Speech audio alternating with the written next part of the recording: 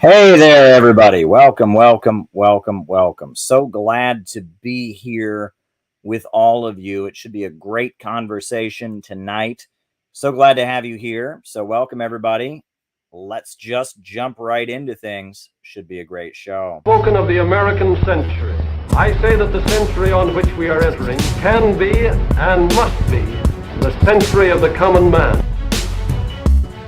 A radical redistribution of economic power. I mean, we know that racism is just it's a byproduct of capitalism. Everything would be all right if everything was put back in the hands of the people. We need a government that will make sure Americans are taken care of and organize the economy to serve the people, not the profits of a wealthy few. We now have the techniques and the resources to get rid of poverty.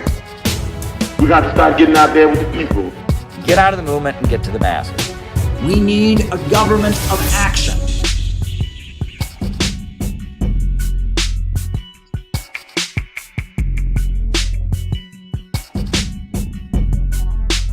All right, everybody. So glad that you're here with us. So glad to have you. It's going to be a great night. I'm going to talk to you about some things. The way we do things, for those of you who may not be familiar with how we do our broadcasts here, is that I give my opening remarks. And tonight I'll just be kind of going over some current events, but telling you some things about those current events that you may not be aware of that are kind of important. And while you're watching, if you have something you want me to talk about, you just send me a super chat and I write down the super chat questions. That's how we roll. You send in a super chat, I put it on the screen, I write it down. Then after my opening remarks, we do our roll call where I call you all out as I see you, names and locations. And then from there, after we do the roll call, after my opening remarks, then after the roll call, at that point, I answer your super chat questions. So super chat questions are really what makes the second half of the show awesome. So if you have something you want me to talk about, shoot me a super chat, and I will get to it in the second half of the show. So glad to have you all here. Hit the like button, hit the subscribe button, hit the notifications bell so you get notified next time we do one of these. It's going to be a lot of fun. Welcome, everybody. So I'm back. I am back in New York City. I'm going to be here for a couple weeks, and then I'll be headed to Chicago for our amazing Center for Political Innovation Chicago Conference scheduled for August 6th. It's going to be awesome. So mark your calendar for the August 6th conference. I was just in Chicago this weekend, and the week before that, we had our great retreat in Kansas. Then I went to Chicago. And while I was in Chicago, I got to see Jimmy Dore. It was awesome. Jimmy Dore had 2 shows on Friday night at Zany's Comedy Club in Chicago. And then he had a Saturday matinee. We set up a literature table on Friday night and got our leaflets out and our literature out and sold a lot of Center for Political Innovation books and invited a lot of people, gave out a lot of palm cards for our August 6th conference. And then on Saturday, we went to the show. We went to go see Jimmy Dore, and Jimmy Dore texted me after the show and he said, "Caleb, why don't you come on upstairs?" And so I brought a few people and we got to actually hang out with Jimmy Dore. And that was awesome. Jimmy Dore is just as cool in person as he is on the internet. It was really, really awesome to hang out with Jimmy Dore. So I had a great weekend. I got back in New York City late last night, and I'm here. And that's great. And, I'm relaxing now that I'm back. It's been an exhausting few weeks, I'll tell you that much. The classes and the retreat we did in Kansas, and then getting everything set up in Chicago, things are really, really going great for the Center for Political Innovation. All righty. Writing down your super chat.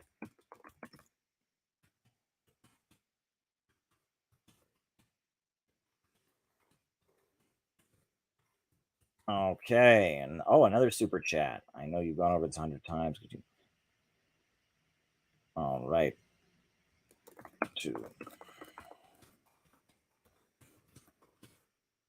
What to study. So everybody, I just want to remind you, August 6th, we're having a great event in Chicago. It is going to be awesome. It's going to be really, really amazing.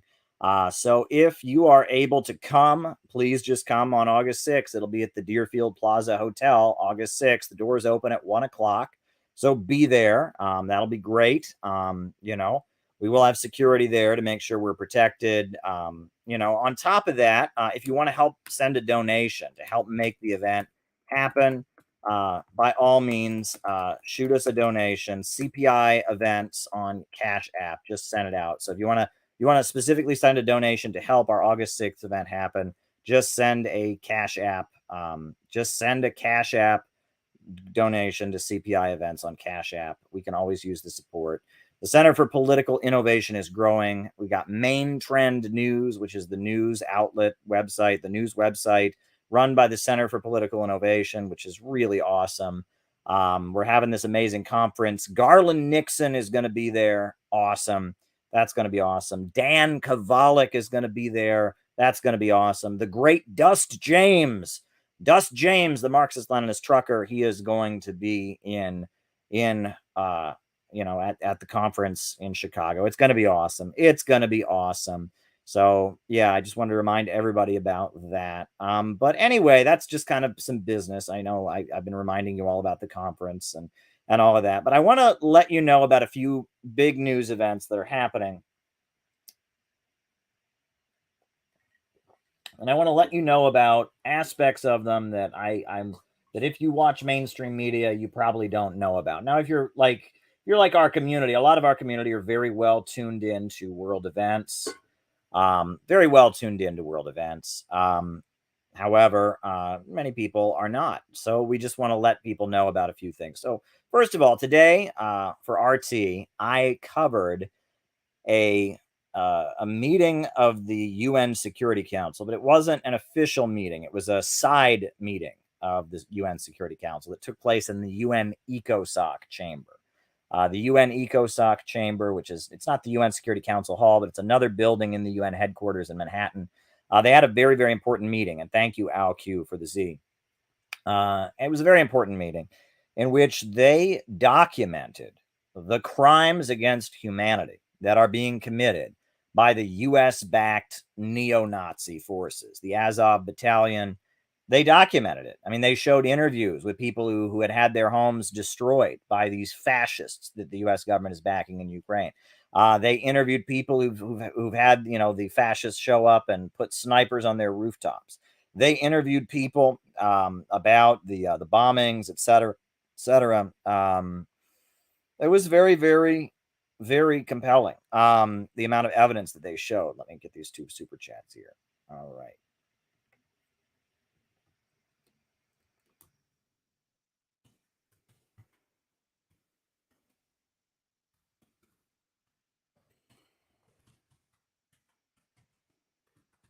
Okay, let me get the next one.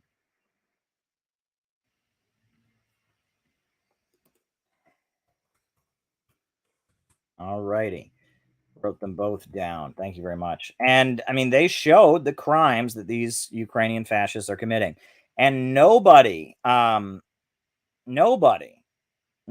seems to pay any attention to this. I mean, RT pays attention to it. China pays attention to it. Venezuela pays attention to it. Venezuela spoke up at the Security Council meeting in support of Russia. Nicaragua pays attention to it.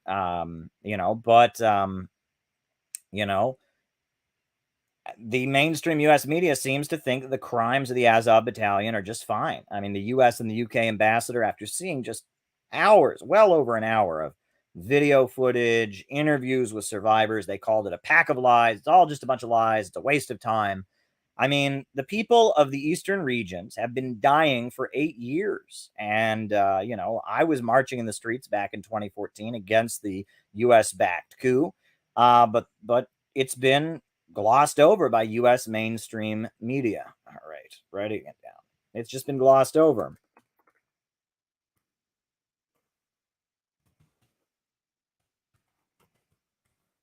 And it's just been glossed over and ignored. And because of that, Russia has to come to the UN and present evidence and bring academics and bring, people who've been filing reports and investigations with the International Criminal Court and others to just show the horrendous war crimes these folks are committing. I mean, the U.S.-backed, U.S.-armed neo-Nazi battalions in Ukraine are doing vicious, horrendous things, and Russia is documenting it, and the rest of the world, is not aware of it. I mean, they're covering it up. It's really, really horrendous. All this talk of Nazis, right? Nazi, Nazi, Nazi. Everyone's a Nazi. Well, there's actual Nazis who wear actual swastikas in Ukraine, who actually admire, people who participated in the Holocaust, who actually deny the Holocaust. One of them denied the Holocaust on German television. One of these Ukrainian representatives actually denied the Holocaust and said that the crimes against Jews didn't happen on German television. The whole world, should be aware of this. And Russia is doing their best at spreading information about what's going on, but many people are not aware of it. And it's just shocking to me how there just seems to be no interest in showing the crimes that are being committed by the U.S. allies in Ukraine. And meanwhile, every allegation against Russia is just regurgitated in U.S. media as if it's undisputed, right? They claimed Russia attacked a shopping mall. That didn't happen. They attacked something near a shopping mall, and a fire happened. But it's very clear if you look at the footage, they didn't attack this shopping mall.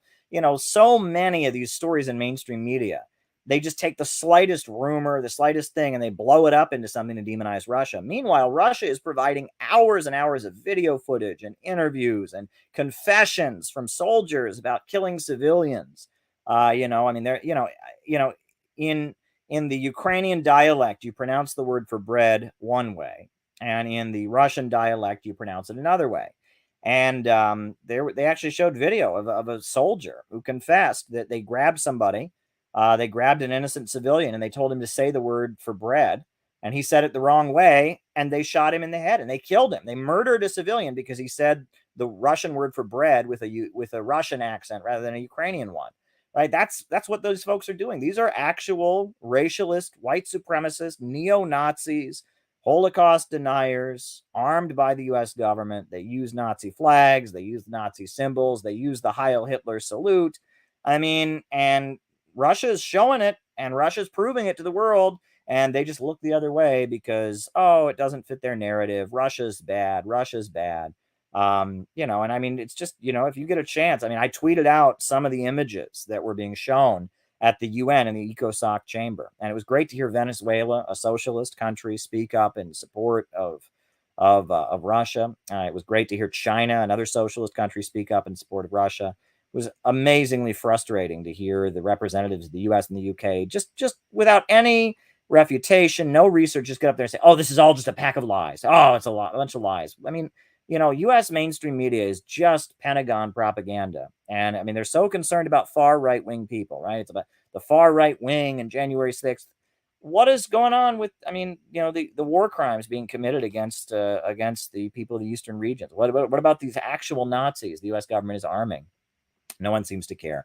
But another thing that needs to be pointed out is that, this confrontation with Russia is causing the oil prices to go through the roof. I mean, big oil companies, the four super majors, ExxonMobil, BP, Shell, and Chevron are making out like bandits. I mean, they are just making out like criminal bandits right now. American working families are struggling to pay their bills. I mean, we drove a van from Kansas to Chicago. I mean, it was like $87 to fill up the gas tank. I mean, it's unbelievable. How is a working family, it's trying to survive with the price of food going up, the price of everything going up? How are they supposed to get by on this? I mean, it's unbelievable what's going on, but we all just have to endure it because, evil Russia, right? That's the justification for all of this. People are getting sick of it. But now, while the USA continues to arm these fascists in Ukraine, continues to try and, prevent peace talks and prevent, this war from coming to a conclusion in Ukraine, wants to keep the killing going. Now, Joe Biden has got this brilliant idea about how he's going to fix the gas price problem and all this inflation that's rising because of the rising gas prices. And this is his brilliant idea.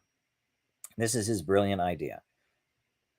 before I get to that, I want to explain something. A lot of people don't get this. They say, what's behind all this inflation? It's that the government's just printing too much money. Well, sure, the government is printing money. We do have fiat currency. We obviously don't have the gold standard or anything like that. But why are we seeing inflation right now? Well, let me quote the great Jimmy Hoffa. You ever heard of Jimmy Hoffa, the leader of the truck drivers union? This is why we're having inflation right now. You ready for this? If you bought it, a truck brought it.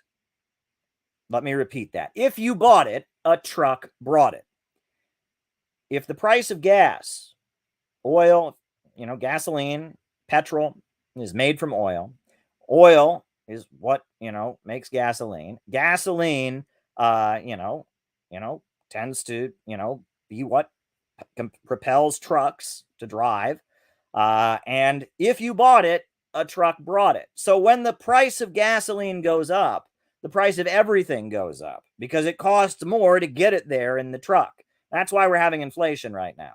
If you bought it, a truck brought it. That's why, it's because of the fact that the gas prices are through the roof. Russia is the top. It's second only to the United States. The second largest oil and gas exporter in the world, only after the United States. And that's because of fracking. Until fracking, Russia was the top. And because Russia is a major exporter, and because the USA is doing everything it can to drive Russia off the oil markets, there's a scarcity of gas, of oil on the markets. And because of that, the price is going up. And it's not necessary. Why drive Russia off the markets? Because they're a competitor, right? When Russia was poor in the 1990s, when Boris Yeltsin was there and they were wrecking the economy, the USA loved Russia. But now Russia's a competitor with the big oil monopolies, the big oil bankers that run the United States, the Wall Street monopolists. Imperialism is about keeping the world poor so that Wall Street and London can stay rich. And they don't like the fact that Russia's their competitor. And they've been trying to do everything they can, expanding NATO, threatening Russia, trying to cause unrest in Russia, destabilizing Russia. They don't like the fact that Russia is back in business as a competitor. Let's get these super chat. All right. Okay.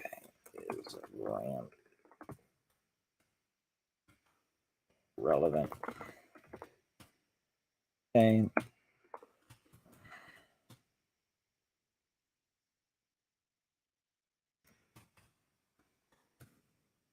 Legitimation. All right.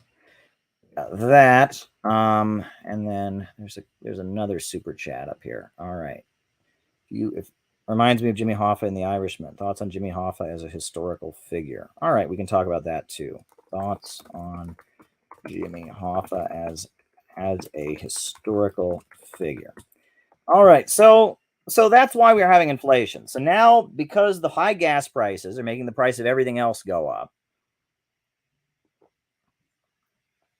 because of that, we now have a situation where Joe Biden has this brilliant idea about how he's going to fix the gas prices. Now, I don't know if you know what I'm about to say, but this is the brilliant idea that this is the brilliant idea that Joe Biden has. Oh, another super chat, right? Ex-human rights admitted lying about sexual claims about soldiers. All right, very good. Yeah.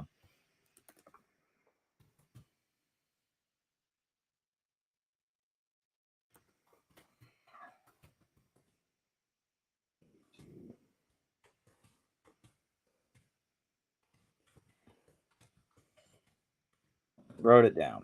Thank you very much, Peter. And so this is the situation where the gas prices are making the price of everything go up, and because of that, Joe Biden has this idea. Joe Biden next week, he is going to go beg the King of Saudi Arabia to pump more oil and drive the gas prices down. Now, he doesn't admit that that's what they're going to do. He's not going to officially ask the King of Saudi Arabia to drive the oil prices down, but he's basically doing that. And everybody knows he's doing that. He's begging the King of Saudi Arabia to drive the oil prices down. Do what he did during the Obama years, flood the market with oil and drive those prices down. That's what Joe Biden is going to Saudi Arabia to do. He is going to kiss the King of Saudi Arabia's ass. He's going to get on his knees and beg the King of Saudi Arabia, please drive the price down. Well, here's the thing. Here's what nobody is talking about, right? So the reason that we're in this situation is because we're all being told that Russia is so bad that Russia is attacking their neighbor Ukraine, right? We've been told that Russia is attacking their neighbor, Ukraine. That's why we have to drive them off the markets. Because we've tried to drive them off the markets, that's driven the price up. And so we're in this situation. So that's why we now got to go to Saudi Arabia and beg Saudi Arabia to lower the prices. Because you can't buy gas from a country that attacks their neighbor. I mean, what Russia is doing in Ukraine, it would be almost like Saudi Arabia was attacking Yemen. Oh, wait. Saudi Arabia has been mercilessly and ruthlessly bombing and attacking their neighbor in Yemen since 2015. Thousands of civilians have died. It's one of the biggest humanitarian crises in the world. So we're being told that we have to drive Russia off the markets because of what's happening in Ukraine. And we have to tolerate how bad it is. So now Biden is going to get on a plane and go beg an autocratic monarch, a king, who has mercilessly been bombing and killing civilians in Yemen since 2015. He's going to go beg the king of Saudi Arabia for more, to pump the oil and make more oil to make the price go down. I mean, if this doesn't reveal the ridiculous hypocrisy, Russia did everything they could do to try and avoid this Ukrainian intervention. They didn't want to do it. They wanted the Minsk agreement, the Minsk Accords. They wanted Russia to, they wanted Ukraine to reintegrate the eastern regions and accept the eastern regions as part of Ukraine, and they facilitated the Minsk agreements, but, the Ukrainian government backed by the United States didn't recognize the Minsk agreements, and Russia held off until finally Russia had no choice. But since 2015, the Kingdom of Saudi Arabia has been invading Yemen. It has bombed Yemen. It has bombed hospitals in Yemen. It has bombed schools in Yemen. It has killed civilians in Yemen. And the USA has been supplying them with bombs and weapons and tanks and satellite support to tell them where to bomb. There have been Pentagon generals in Riyadh advising the Saudi military on how to do it. Saudi Arabia has been ruthlessly killing their neighbors in Yemen for quite some time right now. And the USA has been giving them the guns to do it. And the UN has looked at what the Saudis are doing in Yemen and condemned it. And Human Rights Watch has condemned what the Saudis are doing in Yemen. The whole world is condemning what the Saudis are doing in Yemen, but the USA keeps supplying them the weapons and keeps supplying them the funding and keeps buying their oil. So the idea that we have to cut off Russia because of Ukraine, and now we're going to go beg Saudi Arabia for even more oil. I mean, it just shows you how ridiculously hypocritical it is. And I'm seeing some of the coverage of Joe Biden's upcoming trip to Saudi Arabia in U.S. media. It's very hypocritical. One of the things in it is they're saying that Joe Biden is thinking about lifting the restriction on arms to Saudi Arabia, right? Well, here's the thing. The restriction on arms to Saudi Arabia is a bullshit restriction. Saudi Arabia is the top purchaser of U.S.-made weapons, right? The USA supplies them with huge amounts of weapons. And when Joe Biden came in, he announced he was limiting it to only defensive weapons, right? Saudi Arabia has continued to buy huge stockpiles of U.S.-made weapons, but Joe Biden said he's limiting the arms sales to only defensive weapons. Now, what is the difference between a defensive gun and an offensive gun? What is the difference between a defensive tank and an offensive tank? What is the difference between a defensive drone and an offensive drone? It's a bullshit thing, right? The USA has been selling Saudi Arabia lots of weapons. It's just symbolic. Biden got in there. He said he was going to end the war in Yemen. That hasn't happened. And on top of that, he said that he was only going to sell Saudi Arabia defensive weapons. Well, there's no difference between a defensive and an offensive weapon. So it's just symbolic. But anyhow, so we got Joe Biden. He's going to go beg Saudi Arabia, a country that's been mercilessly bombing and killing their neighbors for well over half a decade, has killed thousands and thousands of people. Right? That almost killed me. I was on a ship from Iran trying to get to Yemen with the Red Crescent Society, and the port that I was trying to reach, the port of Hodeidah, was bombed 8 times in a single day on the day I was supposed to arrive. You can read about it, about the Iran Shahid rescue ship that I was on with Iranian doctors and a German citizen and a French citizen and members of the Iranian parliament, the Red Crescent Society. In 2015, May of 2015, I risked my life to try and bring aid to the people of Yemen. It created an international incident. The Israelis claimed we were smuggling weapons in, but then when we were forced to dock our boat in Djibouti, and when we, docked the boat in Djibouti, they unloaded the ship and they saw there were no weapons on board. We were not delivering weapons. It was a humanitarian ship from the Red Crescent Society. And I was part of that international incident. It was quite a big moment in my life. I mean, it made me think about a lot of things, but the Saudis have been ruthlessly bombing and killing the people of Yemen, trying to reinstall their puppet, leader, Mansour Hadi, who was the only candidate allowed on the ballot in a sham election. They're trying to reinstall their puppet dictator in Yemen. And because of that, they've been bombing and ruthlessly killing people in Yemen the whole time. And it's okay to buy oil from them. And in fact, it's even okay to send them loads of weapons. Now Biden says only defensive weapons now, not offensive weapons, which is doesn't mean anything. And now Biden, amid the whole Russia thing, is going to get on a plane and go get on his knees and suck the dick of the Saudi king, to beg him to pump more oil to drive the price down. Now, if you want to talk about some hypocrisy, I mean, this is just the height of utter hypocrisy. If Russia is bad for what they're doing in Ukraine, which they're not, which I've explained many, many times, but if you're going to condemn what Russia does in Ukraine, you have to condemn what the Saudis are doing in Yemen. I mean, the whole world is seeing exactly what the Saudis are doing in Yemen. And the U.S. government is knee deep in it, and it is selling the weapons. It's supplying the weapons to do it, and it's advising them, and it's unbelievable. So, I mean, if you think that there's any moral legitimacy to what U.S. leaders are doing with all of this, you have no clue what you're talking about, because it's just unbelievable. I mean, it's just utterly unbelievable what they're doing, and nobody is talking about it, right? It's just, and in fact, all the talk that we're hearing, all the criticism of Biden is not that he's about to go, bow before a king who cuts people's heads off, one of the only countries in the world to still have beheading as a form of public execution. Saudi Arabia is a giant slave plantation. 1 in 4 people in Saudi Arabia is a guest worker slave. They have no rights, right? They have these courts where if you break the law, they cut your head off. Saudi Arabia is a brutal authoritarian society.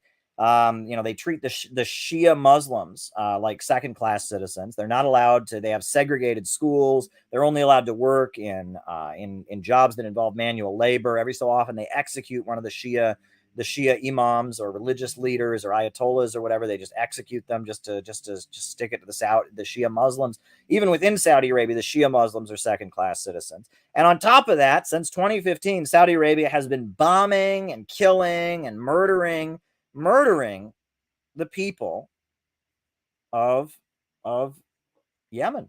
And while with that going on, it's totally okay for Joe Biden to go over there and beg them for more oil, etc. Totally fine. Totally fine. But, we got to just, cut off Russia because Ukraine, as if the Ukraine stuff just came out of nowhere. This is how ridiculous and one-sided U.S. media is. It is the height of hypocrisy.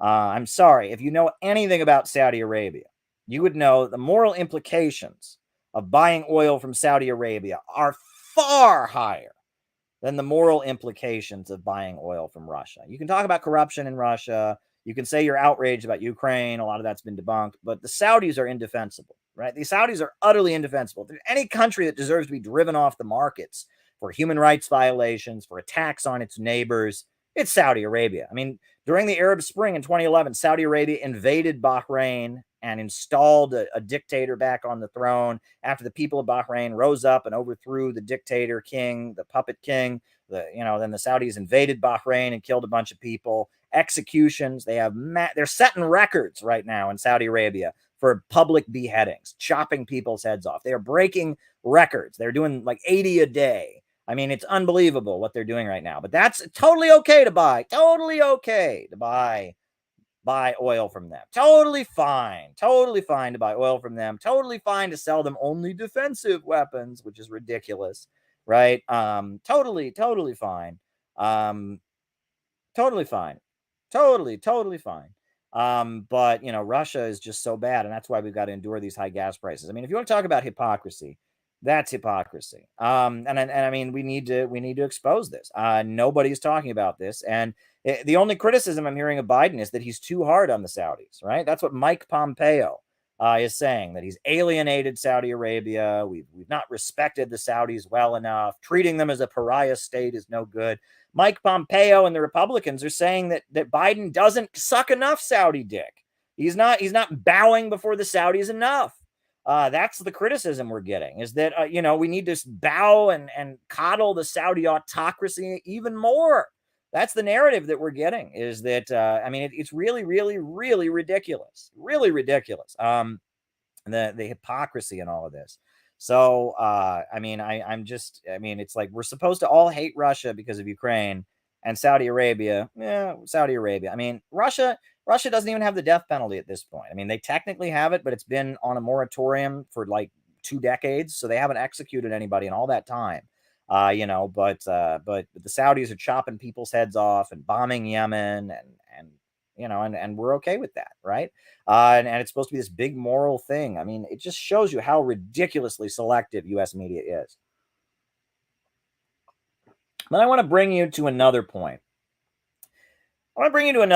Because you'll all know that Shinzo Abe got assassinated, right? This former prime minister of Japan, right-wing populist from the Liberal Democratic Party, very anti-China, very much a Japanese militarist, very much an apologist in some ways for Japan's horrendous atrocities during the Second World War. Not a good dude, Shinzo Abe. We don't celebrate the death of anybody on this program, so we're not going to celebrate his death here. I don't do that, right? I quote the Bible, let the dead bury their own dead. Our duty is to build the kingdom of God. That's what I always quote when someone I don't particularly like dies. I say, let the dead bury their own dead. But regardless, right? So Shinzo Abe got offed. He got shot. And at this point, there's a lot of conspiracy theorists that are trying to blame it on China. Absolutely no evidence to link it to China in any conceivable way. But they just know this guy, Chinese people didn't like the dude, and so that's their evidence. Meanwhile, look at the actual details of the assassination, okay?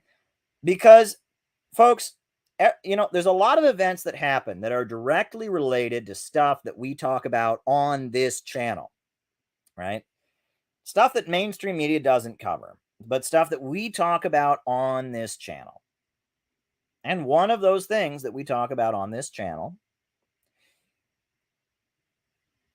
is a fellow by the name of Dr. Steve Hassan. Now, if you read the book I wrote, Bread Tube Serves Imperialism, you'll know who Dr. Steve Hassan is. Dr. Steve Hassan. Dr. Steve Hassan is the leading cult expert in American mainstream media. And we also know that he is an advisor to BreadTube. That BreadTube, the fake socialist internet milieu, ContraPoints and Vosh and Thought Slime, this, Abigail Thorne, this is a deprogramming operation, right? And that's very much what BreadTube is. And I wrote a whole book called BreadTube Serves Imperialism.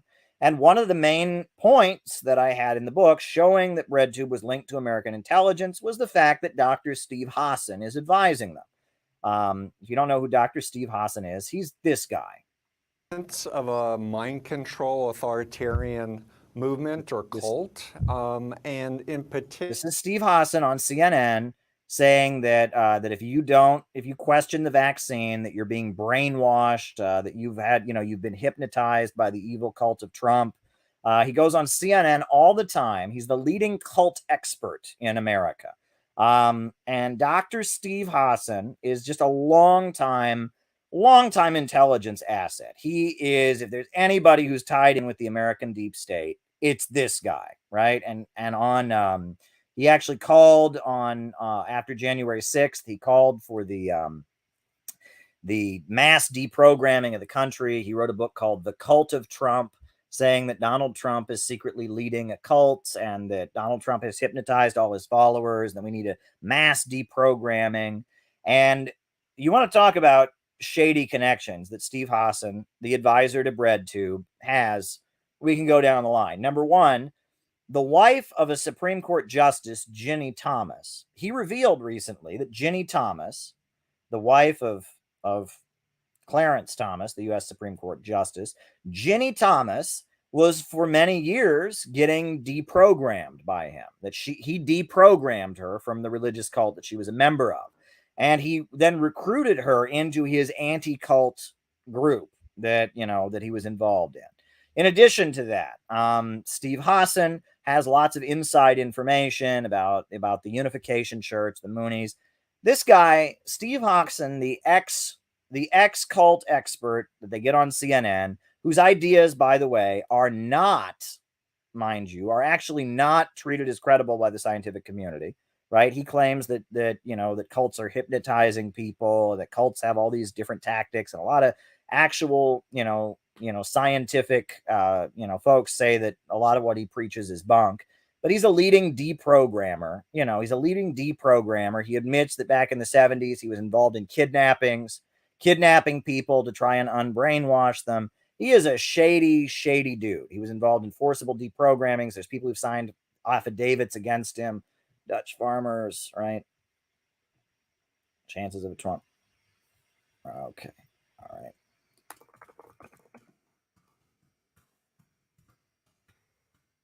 And possibility of Trump presidency.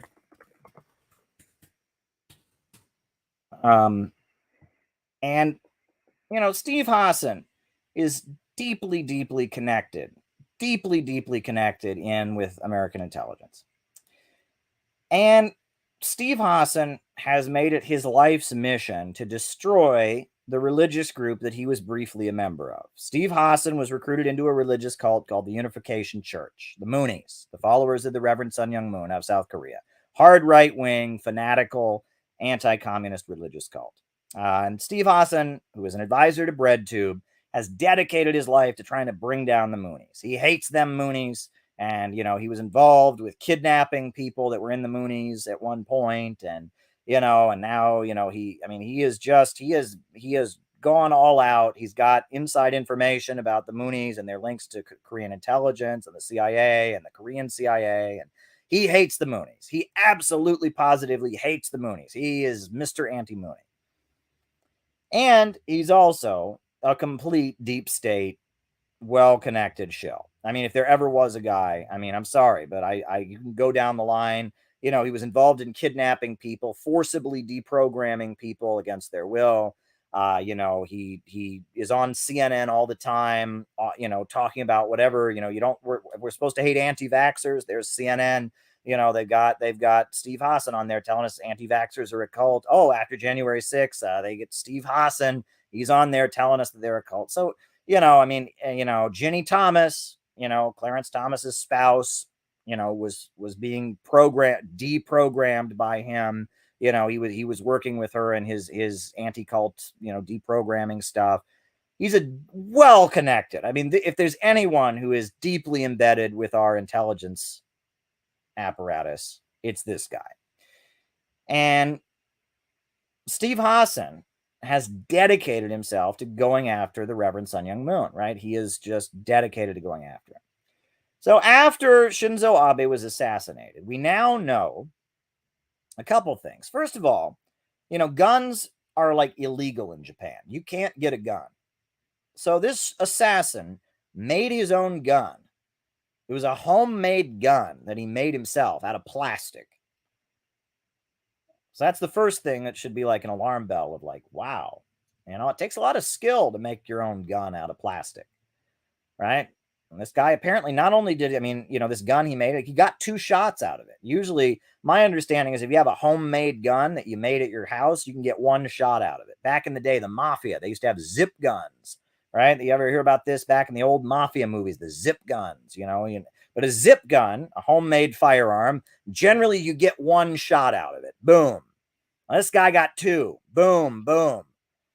That's how he killed former Prime Minister Shinzo Abe. He had his homemade gun, and somehow this homemade gun this guy made was so good that he got 2 rounds out of it. So that's interesting. But anyway, now we find out what is the reason that the guy is saying that he shot Shinzo Abe. What is the reason that he's giving? Well, according to Business Insider, don't take my word for it. According to Business Insider, I'm going to post the link in here. I did not make this up, folks. It sounds a little bit too surreal to even believe. According to Business Insider, the shooter killed Shinzo Abe because Shinzo Abe, he claims, has secret links to the Unification Church, to the Moonies. He killed Shinzo Abe because he claims that Shinzo Abe is tied in with the Moonies. And it gets better. The shooter's mother is a Moonie, and he hates the Moonies. The shooter is the son of a Moonie who is pissed off that his mother is still in the group. He says that the mother gave all their money away to the church, which is what the Moonies generally do. You have to give them all your money. So his mother joined the Unification Church, which is tied in with Japanese intelligence, South Korean intelligence, American CIA, etc. His mother joined the Unification Church. Her son is not happy about it. He claims that Shinzo Abe has links to the Unification Church, so he makes a homemade gun that is good enough that he gets 2 rounds out of it, and he shoots Shinzo Abe.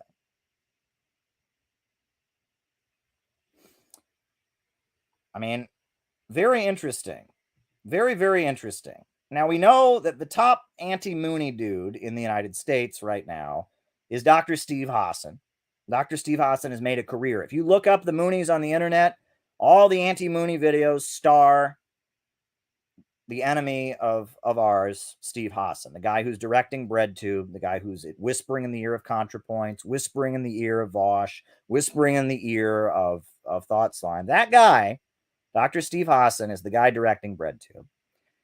That he's got a network of people, his cult awareness network, right? I mean, it's not called that anymore because they got sued, but he's got a network of ex-Moonie people that are working against the Moonies. We know that, and he's very deep state connected.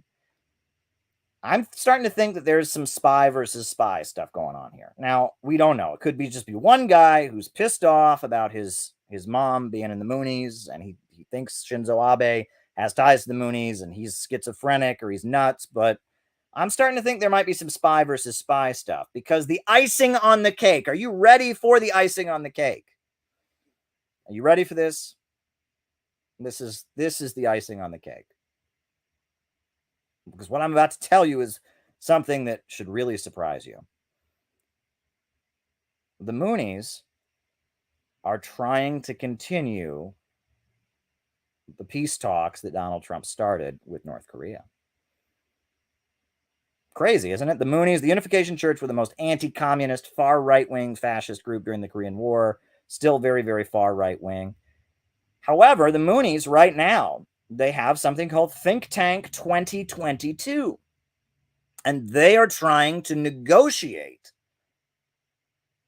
peace with North Korea. They have been having forums around the world with people from the Cato Institute, with academics talking about peaceful reunification of the Korean Peninsula. So the Moonies right now are pro-North Korea.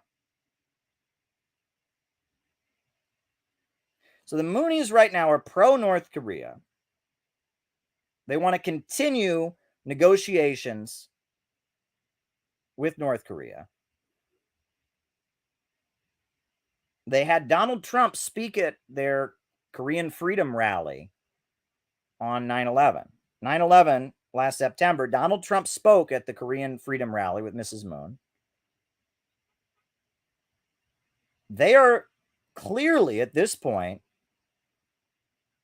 supporting North Korea. They're one of the only businesses in the United States that's allowed to do business in North Korea. They are holding events. They had an event in Angola, a big forum that they sponsored in Angola, very fancy with lots of money and a lot of funding, all about how they want to bring North and South Korea together, and they can't do it like East Germany and West Germany. It can't be like German reunification because North Korea needs to keep the Korean Workers' Party in power and keep socialism intact, keep their command economy. I mean, they've got libertarians from the Cato Institute. They got Jim Rogers, the big legendary investor from Singapore. They've got Donald Trump and Mike Pence, and they want to continue negotiating with North Korea, and they are lobbying like hell to negotiate with North Korea. The Moonies are pro-North Korea at this point. Their biggest enemy, Dr. Steve Hassan, is a clear intelligence asset who's advising BreadTube, is, conducting all kinds of, he wants to deprogram Trump supporters. He wants to deprogram anti-vaxxers. He says anyone who's questioning the vaccine stuff is brainwashed. Anyone who votes for Donald Trump is in a cult. He's an intelligence asset. And now we understand the guy who shot Shinzo Abe shot him because he's mad, because his mother is part of the Unification Church, and he claims that Shinzo Abe is tied in with the Unification Church. Now, make of this what you will. I mean, we don't know what happened. Again, very good chance it's just one guy who's mad about his mom, but there's some deep state stuff going on behind the scenes. The Unification Church, they are tied in with the deep state. They've been known to, their CIA connections are very well documented. Their Korean CIA connections are very well documented. Meanwhile, Steve Hassan and their enemies, their ties are also very well documented. Steve Hassan's ties with American intelligence, etc. So something's going on behind the scenes here, folks.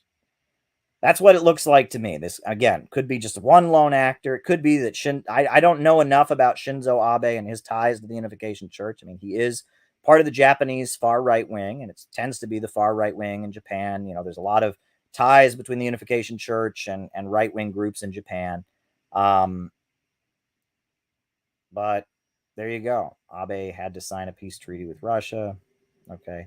Thoughts on the Japanese Communist Party? Sure, we'll talk about that. But something's going on here, folks. Something's going on. And I feel like you all should be aware of it. You all should be aware of it because, it directly is related to our community. Steve Hassan is one of our biggest enemies on here, right? He is the advisor to BreadTube. He is advising BreadTube. I know that for a fact. He's working with them. He was very openly and publicly associating with Caleb Kane and other people. And Steve Hassan has a whole network of people that are out to get the Unification Church. So there you go. Jordan Peterson's Truth About Communism video. Oh, I didn't know that video was out there. I ought to make that. All right. Make a response to Jordan Peterson's Truth About Communism video. Thanks for the tip, Tyler. That's a very good tip. Thank you very much. So I wanted to share that with you all. Now, there's one other thing I wanted to comment on, which is Sri Lanka. So the situation in Sri Lanka is that Sri Lanka, the government has fallen. I mean, the country is in utter chaos. And why is the country in utter chaos? If you listen to mainstream media, they say, oh, China did it. Oh, China did it. China, they built some infrastructure there. China built them some highways, and China built them some railroads and some airports. And now that wrecked the country. China did it. Bullshit. China didn't do it. Only 10% of the debt of Sri Lanka is China's. Only 10%.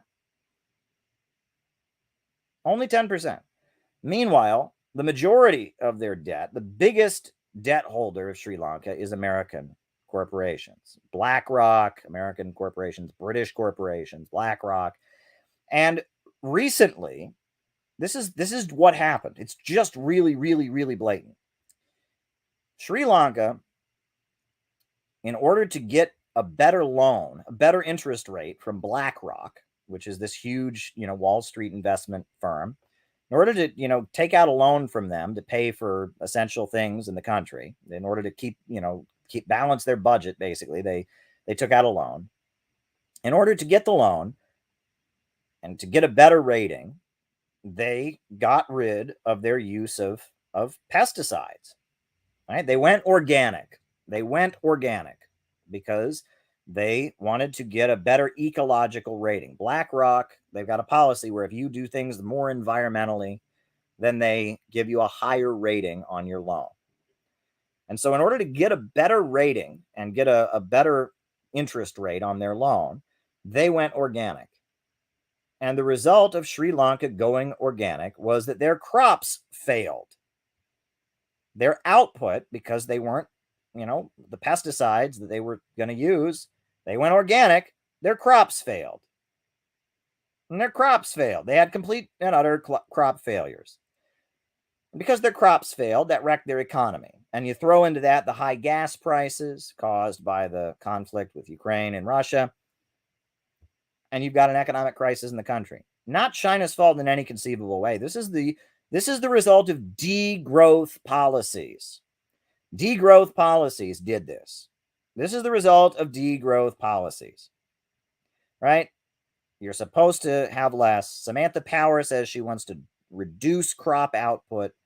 They want to drive down living standards. They want to reduce the amount of food being produced. That's what they want to do. And the results are not good.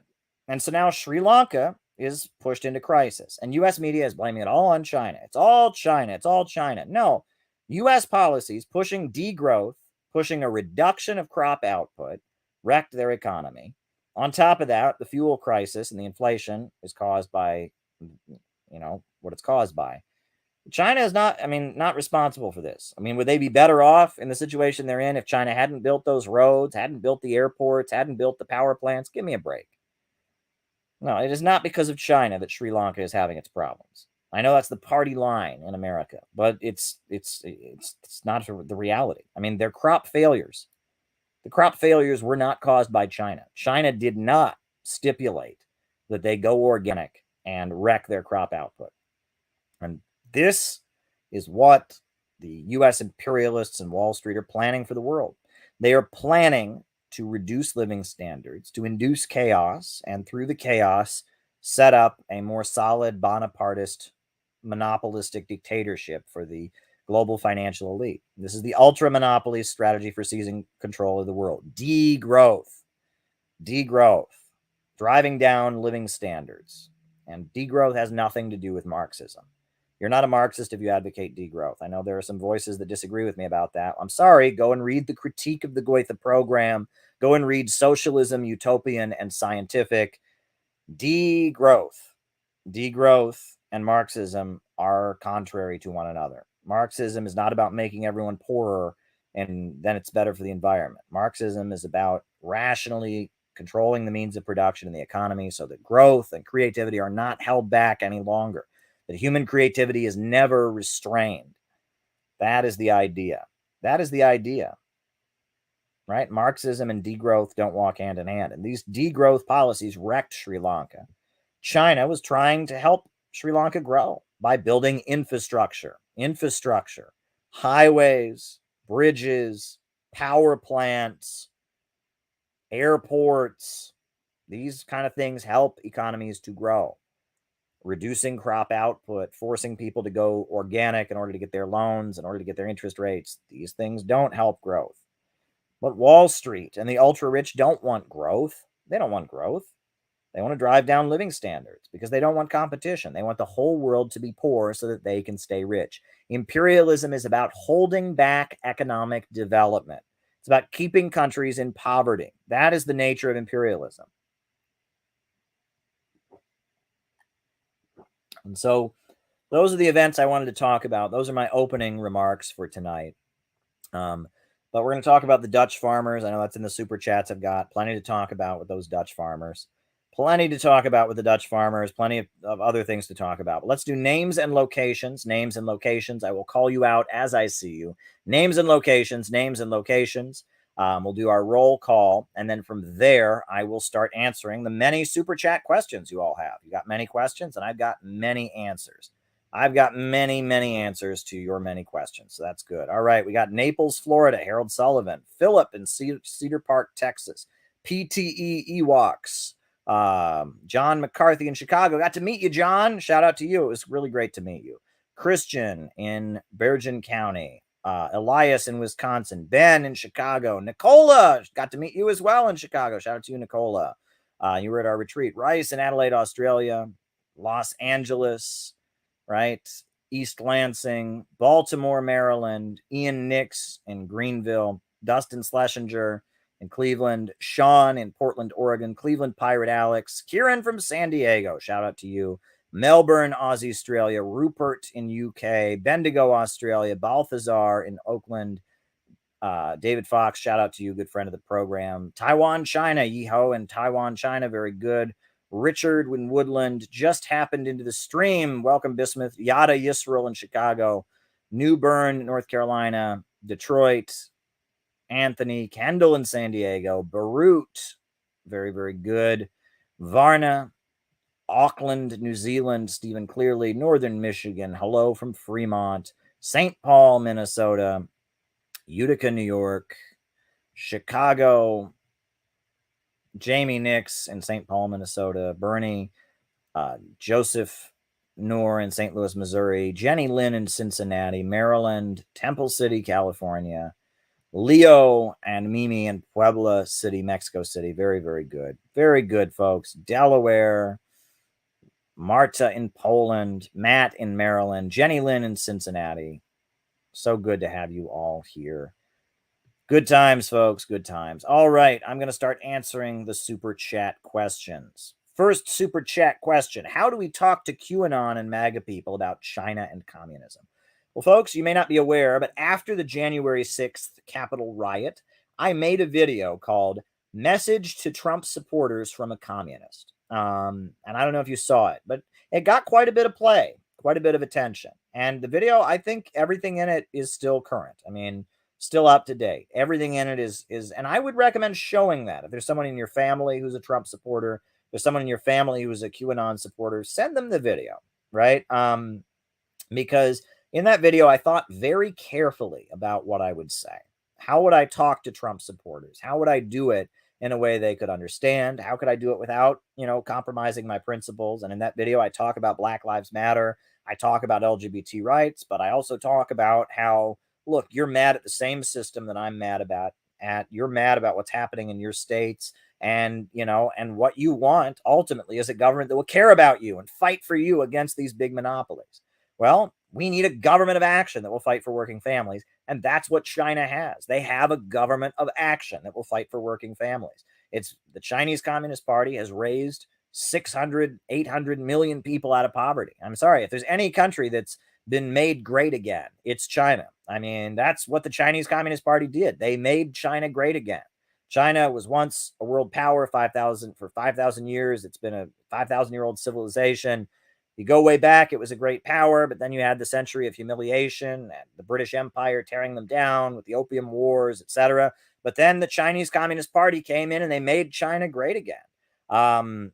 So I mean, look at the realities. I'm sorry, but if you really love your country, and if you want to see your country be raised up from poverty, if you want to see your country improve, living standards go up, poverty be reduced, if you want to see people get wealthier, I'm sorry, China's a great model. And yeah, they're led by a communist party. And yeah, they have socialism with Chinese characteristics, and they have a mixed economy.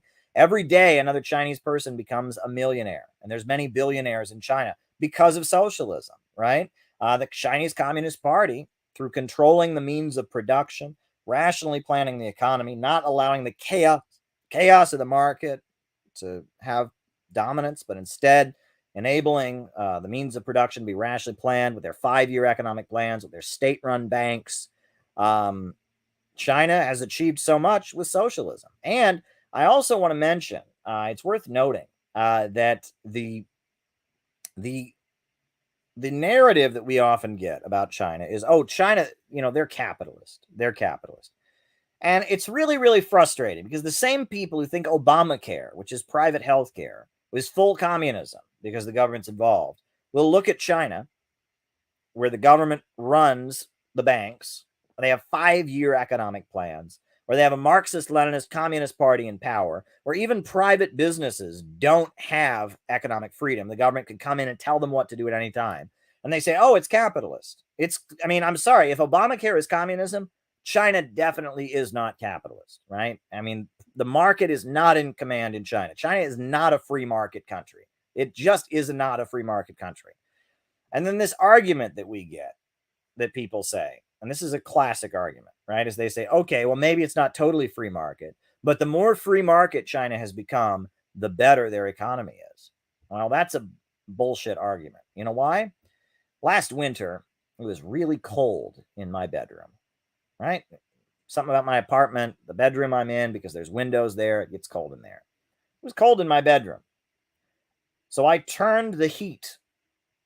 I have a space heater in the bedroom. My wife and I were cold, so we turned our space heater on. And it got more comfortable in the bedroom because we turned the space heater on. We adjusted, right? We already had heat in the room, but it wasn't doing so well. So we turned the space heater on. And it got better. Conditions were better when we turned the space heater on. And that proves that I should light my apartment on fire and I should light the building on fire, because therefore, if things got better when I turned the space heater on, that proves that more heat is always the answer.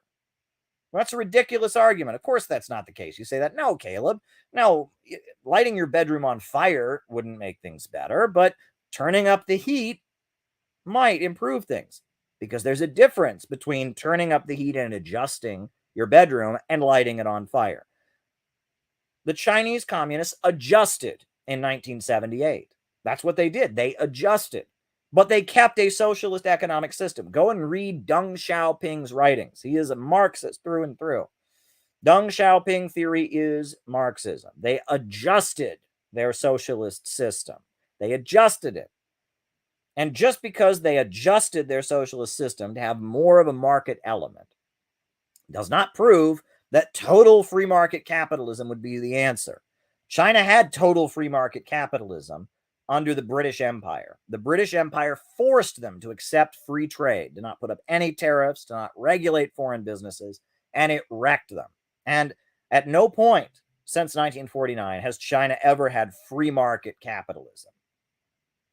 China has had forms of socialism, and the strength of the Chinese Communist Party is that their socialism is constantly adjusting. Chinese socialism is constantly adjusting. It is constantly changing. That's why it's effective. And if you don't think that they believe in Marxism, go and watch the Karl Marx anime series that the Chinese government produced about the life of Karl Marx. Brilliant, brilliant. Just watched it when I was in Chicago with Lily and Elizabeth. We watched all 7 episodes.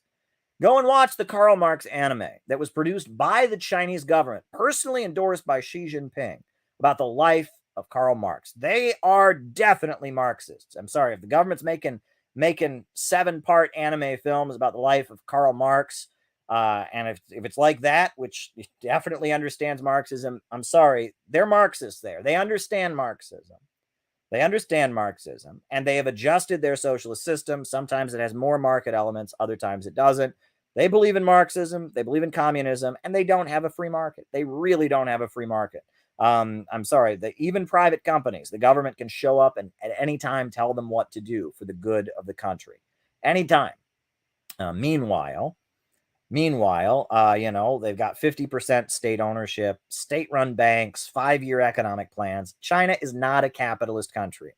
You can say it is if you want, but it ain't. That doesn't make it that way. I mean, when the government owns the majority of the banks, when there's 5-year economic plans, when there's a communist Marxist-Leninist party in power that has 90 million members in every neighborhood and community, when even private corporations are not free to do what is in their economic interest, the state can control them at any point. when the government is putting out highly ideological anime short series series called about about the life of Karl Marx that's so good. I'm sorry, China is a socialist country. When 1.4 billion people call themselves Marxist-Leninists, they mean it. Yeah. I mean, this notion that all the people in China are just so stupid. If only they could be smart like Vosh and realize socialism just means worker cooperatives. I mean, it's just the arrogance of these people. China is a socialist country, and all that they have achieved is due to socialism. And if these Trumpers want that for America, they want America lifted out of poverty. They want American jobs and American schools. They really want America to be prosperous once again, and have a better life. Then they should admire what the Chinese Communist Party does, and they should want to learn from it. And the idea that China would try to impose their system on us, that's a bunch of malarkey. China has made abundantly clear that they do not advocate exporting their system. Nowhere in the world has China ever exported their political and economic system. They have not spread socialism with Chinese characteristics to any country. They do good business with Sri Lanka. They didn't spread it there. They do good business with Thailand. They didn't spread it there. They got the China-Pakistan economic corridor, but Pakistan's not turning into China. China does not want to turn America into China. Their socialism in China is for China. It is Chinese socialism, socialism with Chinese characteristics. And so if the USA became a socialist country led by communists, it would not become China. It would become socialism with American characteristics. It would be a socialism unique to this country. It would not be the Chinese system. So they're getting all worked up about the social credit system, and a lot of what we've been told about the social credit system is not true. But regardless, that would never happen here because we have an American system. So, I mean, these people just have no idea what they're talking about. A lot of what the MAGA people, look, if they really want to make America great again, they should want socialism. If they want to eradicate poverty, they should want socialism. If they want, a trade model with the rest of the world based on win-win cooperation where we get wealthier as other countries get wealthier, they should want socialism. If they want a system, if they don't want the Chinese system, if they're afraid, they say, we don't want the Chinese system to come over here, they should want socialism with American characteristics because the Chinese have no desire to export their system here. They've never exported their system to any country. I mean, if you want the things that Donald Trump wants, aside from the anti-immigrant bigotry and the hostility to Muslims, and, aside from that, right, in terms of economics, in terms of making a more prosperous country, if you want those things, you should want socialism. But there you go. All righty. Next question. How to start a study group and what to study? Well, we in the Center for Political Innovation, we have already, and thank you, David Fox. Thank you very much for your super chat. Much appreciated. We in the Center for Political Innovation have already come out with our educational manual to help facilitate reading groups across the country. It's called We Are City Builders. And if you would like me to ship it to you at a bulk rate, I know it's $14 on Amazon for one copy, but if you want a bulk rate to start a reading group, you want to get 10 of them, 20 of them, I can ship them to you at a bulk rate. So be in touch with me about that. Be in touch with me about that. I can send you those. And that manual, the CPI educational manual, We Are City Builders, it has writings from Lenin in it, has writings from Marx in it. It has 2 essays from Mao Zedong in it. It has Roosevelt in his speech in 1936 in Madison Square Garden. It has Henry Wallace's Century for the Common Man, his revolutionary anti-fascist speech from World War II. It has an essay by Albert Einstein called Why Socialism? Very famous essay by Albert Einstein. It has also included in it. It has. Oh, and thank you, Kelly, for the super chat. Much appreciated. In addition to that, it's got The Parable of the Water Tank by Edward Bellamy, which is a short story that kind of explains the problem of overproduction. It's got Moishe Olgin and his famous Communist Party essay, The Malady, from his book, Why Communism, Plain Talk on Vital Problems. So if you want to start a reading group, I recommend that you get a few copies of the manual, and they have study questions in the manual. So after each essay, there are questions that you can discuss as a group. So that's what I recommend. The educational manual of the Center for Political Innovation. We are city builders. The Center for Political Innovation Educational Manual. That is what I would recommend. There you go. And so there you go. There you go. All righty. R. Palm Dutt refers to Roosevelt's emergency regime as proto-fascist. Well, when Roosevelt first came into office in 1932, he was not doing very good things for the country. I mean, the National Industrial Recovery Act, the first stage of the New Deal, was actually pretty awful. Roosevelt was doing a lot of things to try and stabilize the market that weren't so good. I mean, Glass-Steagall, which separated commercial banking from private personal banking, was good. But a lot of things that Roosevelt was doing to try and stabilize the economy in his first term were not very good. They were anti-labor. They were hurting the low-income farmers. Nelson Peary talks about they killed the cows. And Roosevelt didn't take his left swing until 1935, really. I mean, it was 1934. 1934, there was an attempted military coup against Roosevelt, the business plot, it was called, where it was revealed that Henry Morgan and a number of Wall Street bankers, Henry Ford and others, had been plotting to remove Roosevelt from office with a coup. And Smedley Butler revealed in testimony that that was happening. And then in the summer of 1934, you had the strike wave, the 1934 strike wave. And in 1934, you had the Teamsters of Minneapolis, the truck drivers went on strike.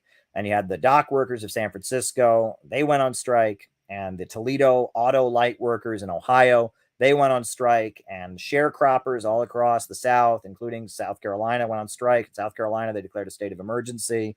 And because of that, the wave of labor uprisings, and on top of that, the threat of a military coup, Roosevelt swung to the left.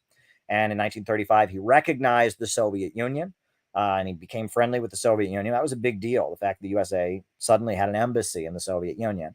And on top of that, Roosevelt created the Works Progress Administration, hiring the unemployed in big numbers. And unemployed people got hired.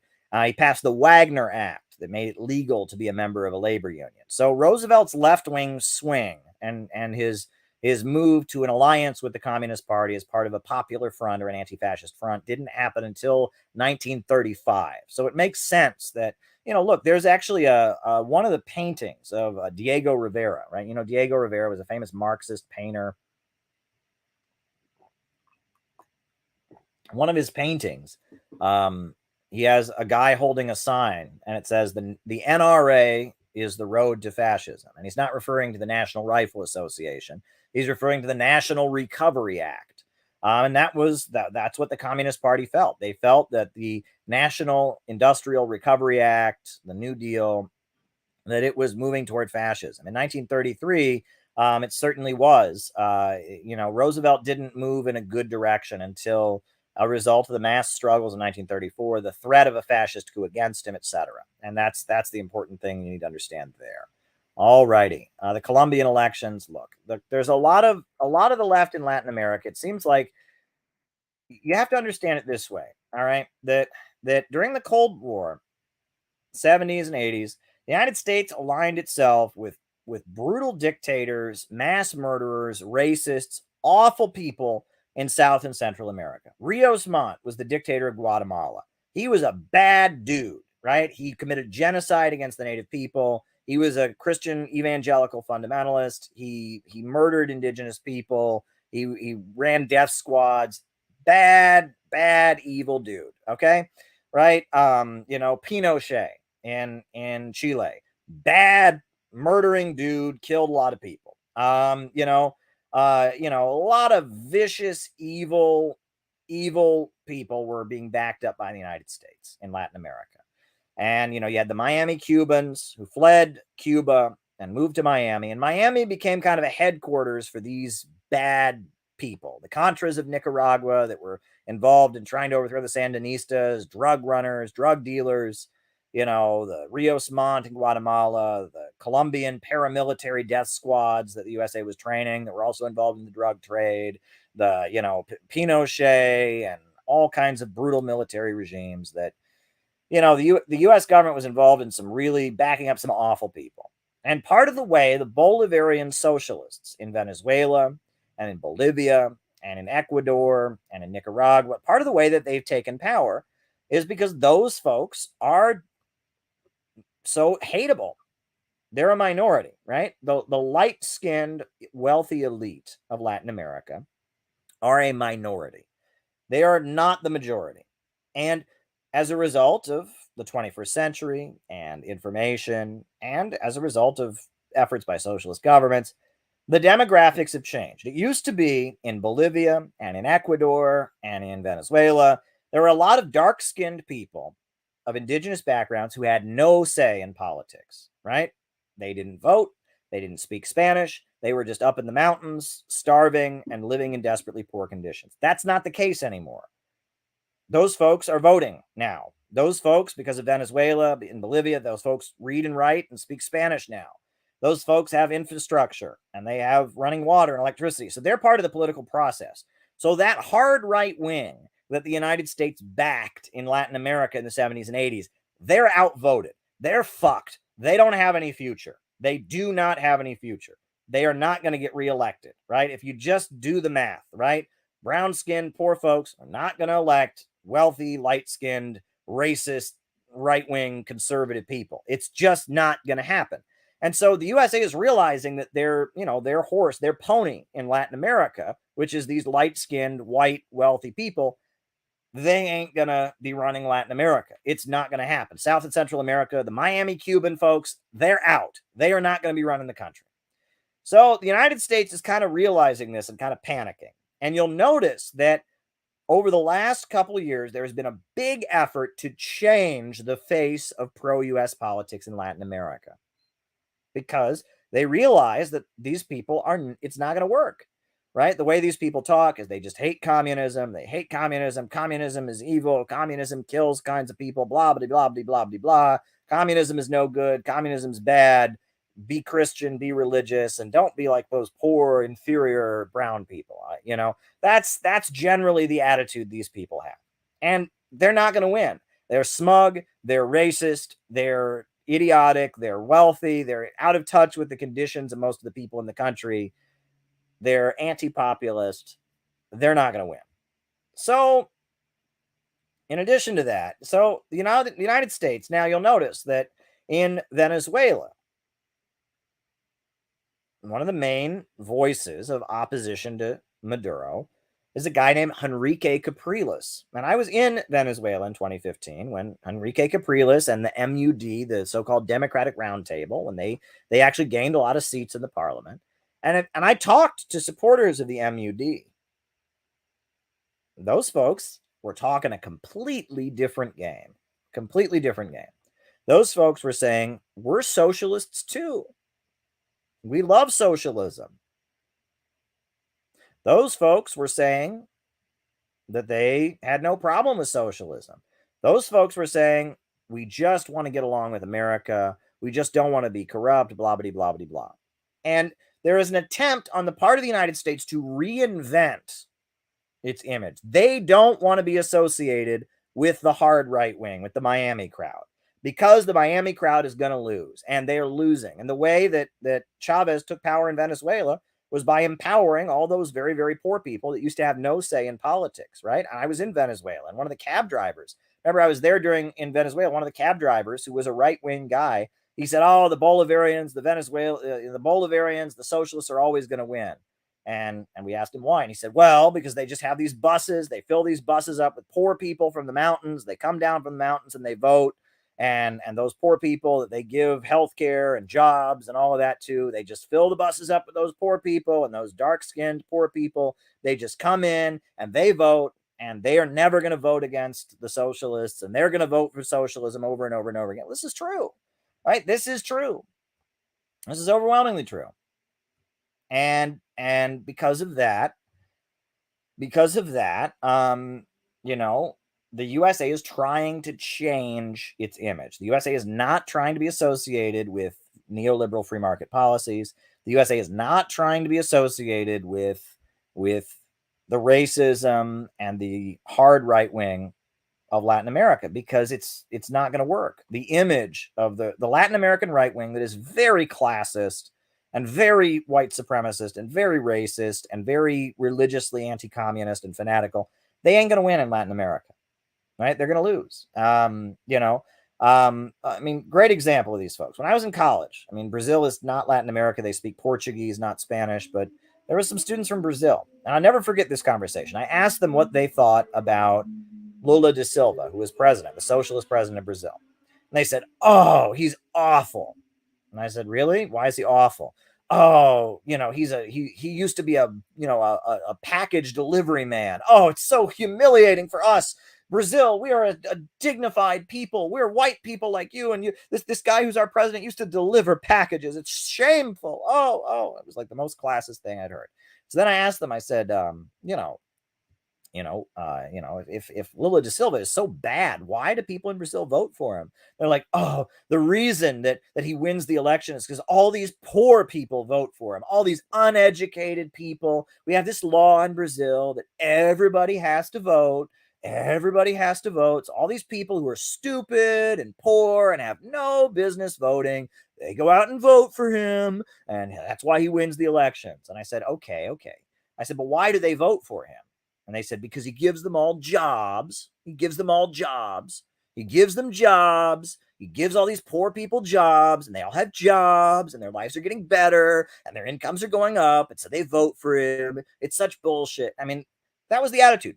That kind of smug person that can't understand why a poor person might want to vote for someone like them, and why a poor person, might want to have a job and might want their income to go up.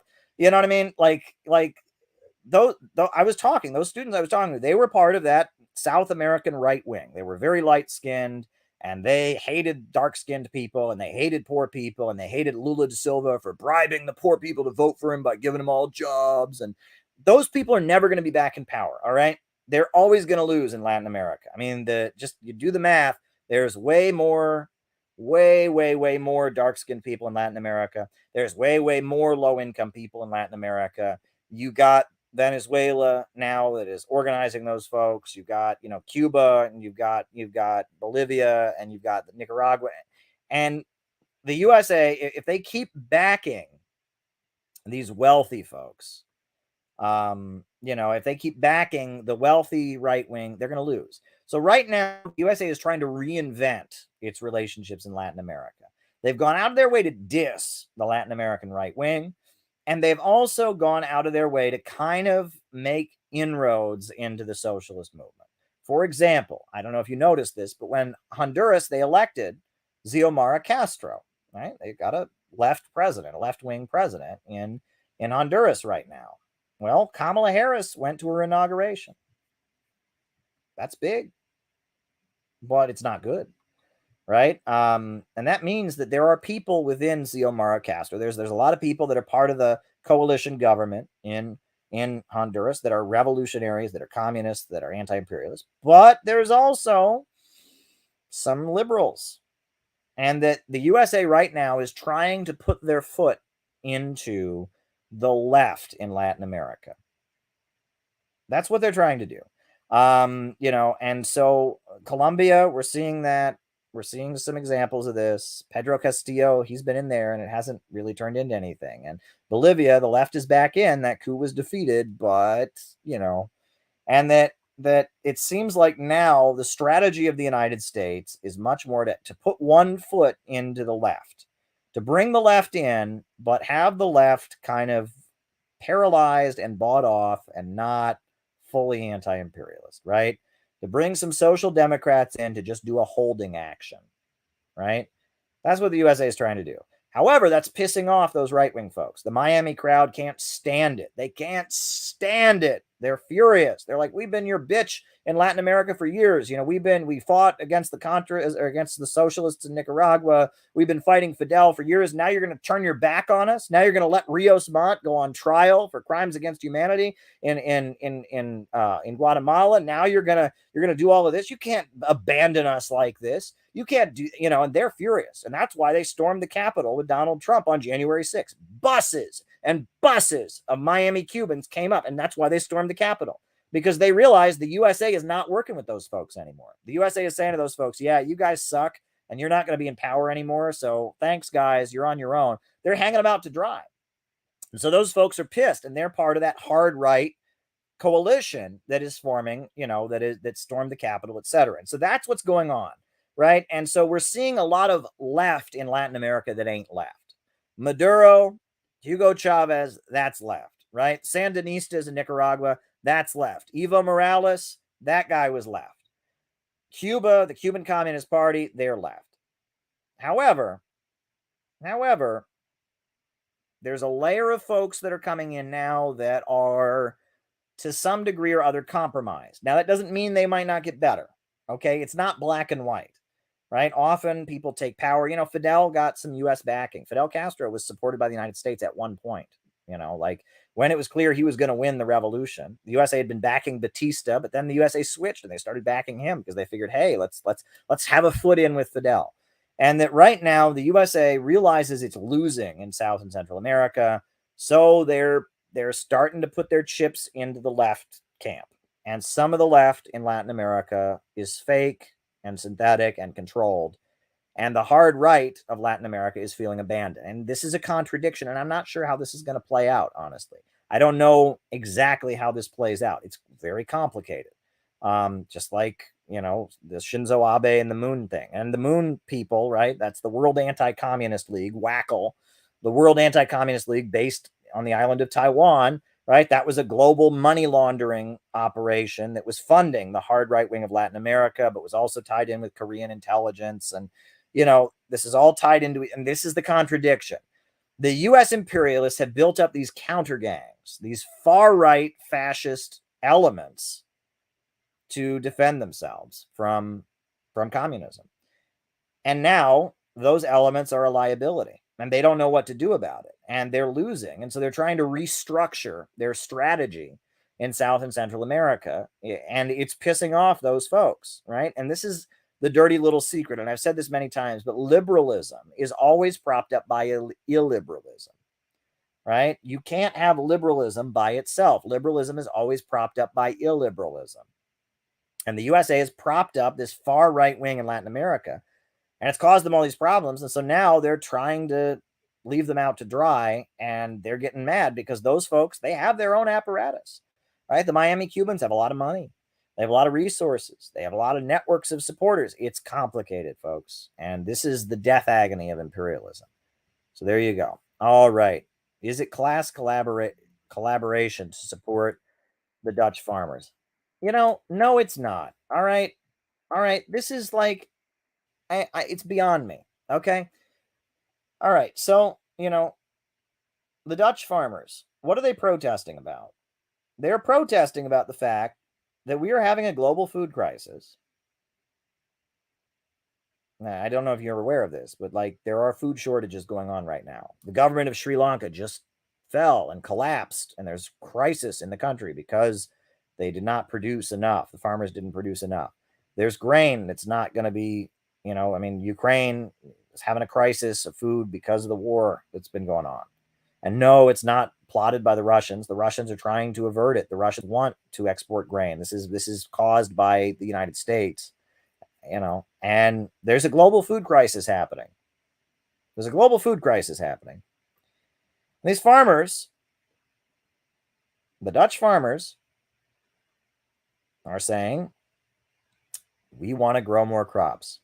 And by reducing our crop output, by pushing degrowth policies on us in the name of environmentalism, by telling us we can't put out so much, reducing our crop output, seizing land, by doing that, we're going to produce less food. And of course, for them, that means they make less money. Okay, so there's a financial, yes, they're trying to make more money.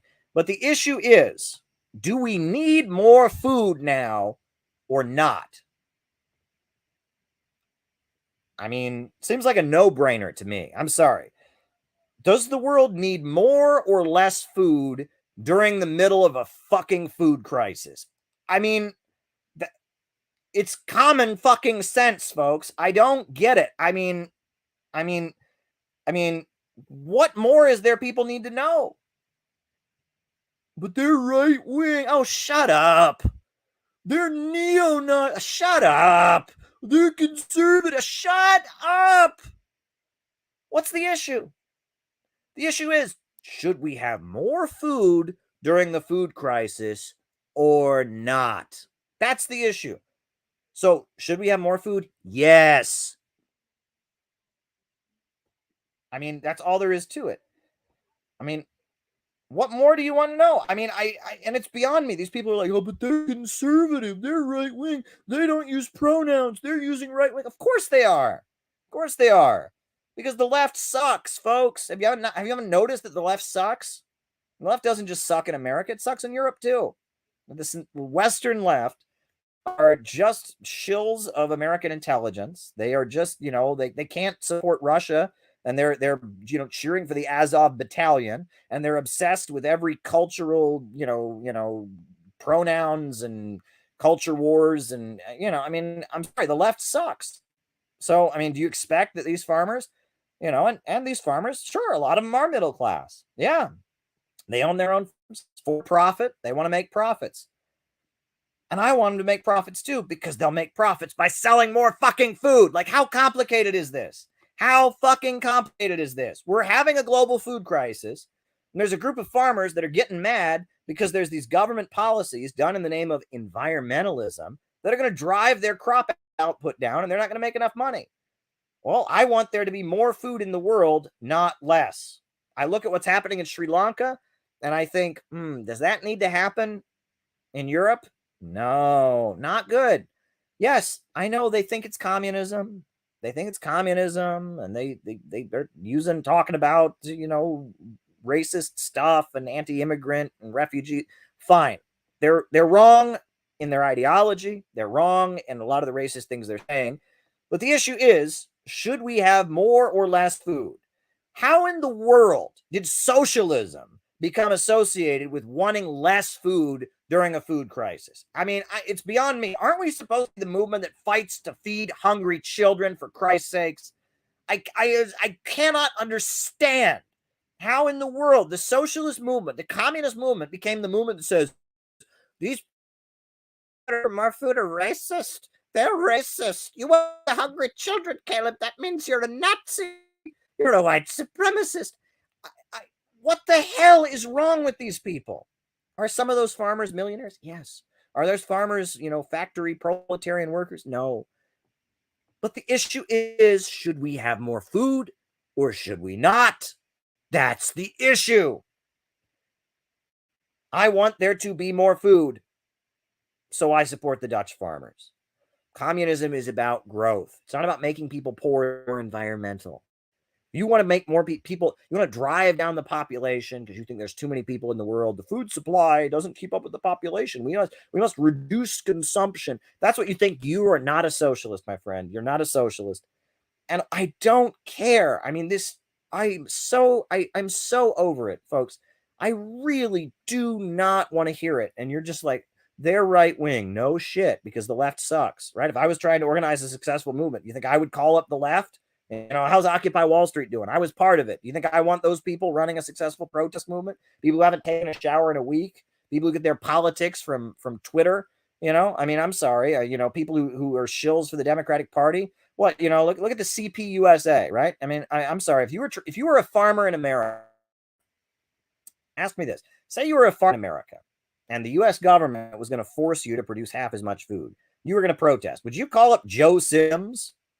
Would you call up Joe Sims and be like, hey, Joe Sims, help me fight the government? No, you wouldn't call up Joe Sims. What's he going to do? He's going to write a nice article about it in People's Weekly World. He's going to tell you, now vote for the Democrats. Got to vote for the Democrats. That's the worst way to do it. No, if you're up against the wall, you're going to fight with somebody who looks like they have strength. Why did the Black Panthers have strength? Why did they have strength? Why did people follow the Black Panthers in the 1970s? Was it because, like, vote for the Democrats? I don't know. Vote for the Democrats. No, it's because they actually, they were marching around with police patrols. They had uniforms. Oh my God, I'm triggered. That's masculine. No, shut up. Shut up. The left sucks. Farmer, and you want to produce more food. Are you going to support? Are you going to organize with the left that sucks? Or are you going to organize with people who look like they have some strength? The right wing, they have actual strength. They win elections. They get stuff done. Suck. Politically, they suck. But if you actually want your goal to be accomplished, if you're not playing this ideological, if you don't know about communism, you don't know about Marxism, you don't know about socialism, you don't know any of this, you just want there to be more food, you're going to go to the people that are capable of doing it. That's who you're going to go to. I mean, I'm sorry, and what you should be asking your communists, all right, what you should be asking yourself, socialists, is not, why would anyone support those farmers, DW? Oh, they're right wing.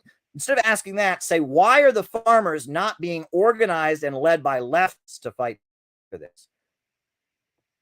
Why is the Communist Party not the leader of the farmers? And the same for the Canadian truckers, right? These truckers are mad about the vaccine mandates, and right wing, then are racists. But tell me, why are communists not leading a group of working people that are standing up to the power structure, standing up to the government? Why is it the right that becomes the default leaders of these movements? Why does the left suck?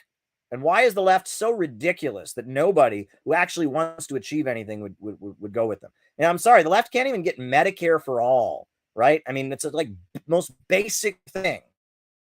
In every other major industrial country in the world, they've got Medicare for all. They've got guaranteed health care for the citizens.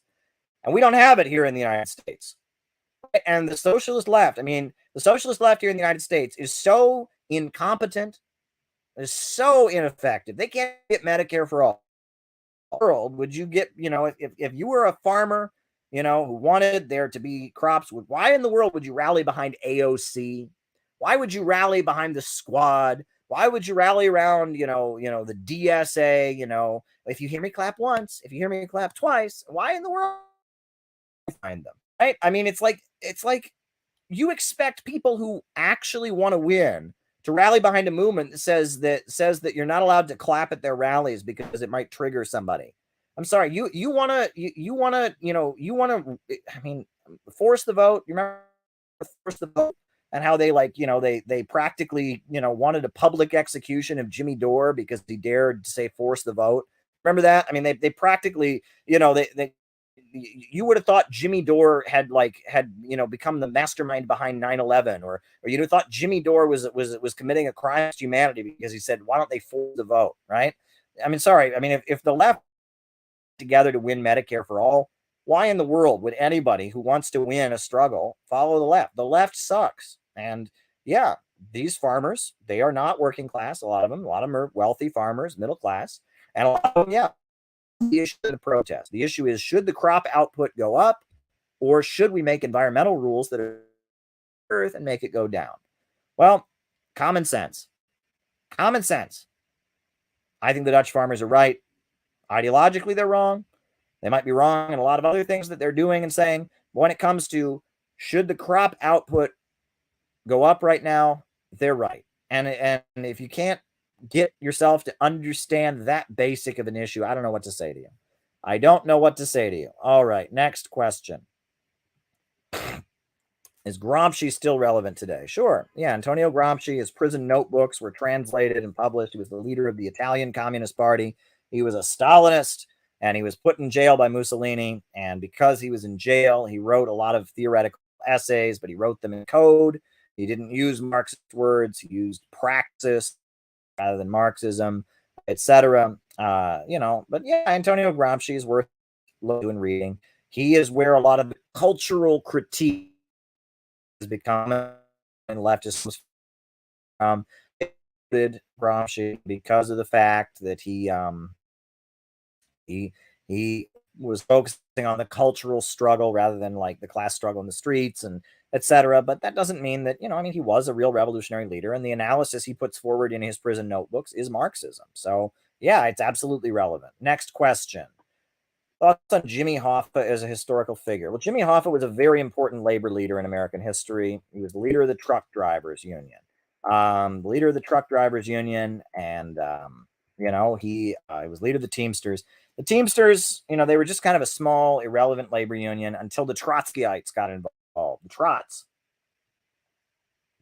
1934, the Trotskyites, who controlled the local of the Teamsters Union in Minneapolis, Minnesota, they led a general strike in 1934. They said no scab trucks. They got baseball bats, and they, if you were driving and you didn't have a pass from the union, they busted your window open. Jimmy Hoffa was trained by Trotskyites. He was trained by Harold Dobbs. He was trained by Bill Brown and who else? Bill Brown and one of the Dunn brothers, and he was trained by the Trotskyites that ran the Teamsters Union. When World War II broke out, the Trotskyites were opposed to World War II. They were trying to unionize the military. They were all thrown in prison. And because of that, the Trotskyites kind of lost control of the Teamsters Union. And the Teamsters Union then became dominated by Republicans, right? Because, the unions that were close to the Communist Party tended to support Roosevelt. The unions that had Trotskyites in them, like the Union and like the Coal Miners Union in West Virginia, the Republican, and the Republican Union. And Jimmy Hoffa was a Republican, union militant, and he fought working class. He was a union militant, and he didn't like the Kennedys. The Kennedy family didn't like him, and he didn't like them. The Kennedys, were kind of his enemy, all kinds of investigations. So because Jackson liked the teams, it's so weird. Nowadays, Republicans are like completely anti-union, and Democrats are like half anti-union. But it used to be, historically, that the Teamsters were a Republican union, and like other unions were Democrat unions. And Richard Nixon, the guy who pardoned Jimmy Hoffa, let him out of jail, campaigned very hard. They were Republicans, and they were racist. The Teamsters were, but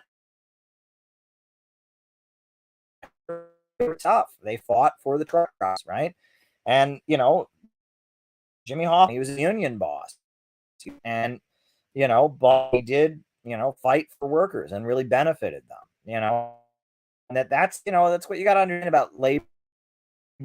Union bureaucracy has a dual character.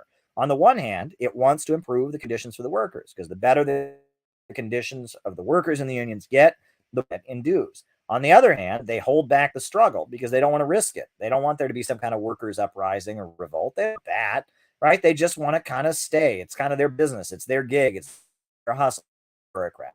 The labor bureaucracy can be a barrier, a roadblock to class struggle, but it's better to have them than not have them. And they still have a relationship with the workers, right? With the labor workers. The better off the workers get, the better off they get.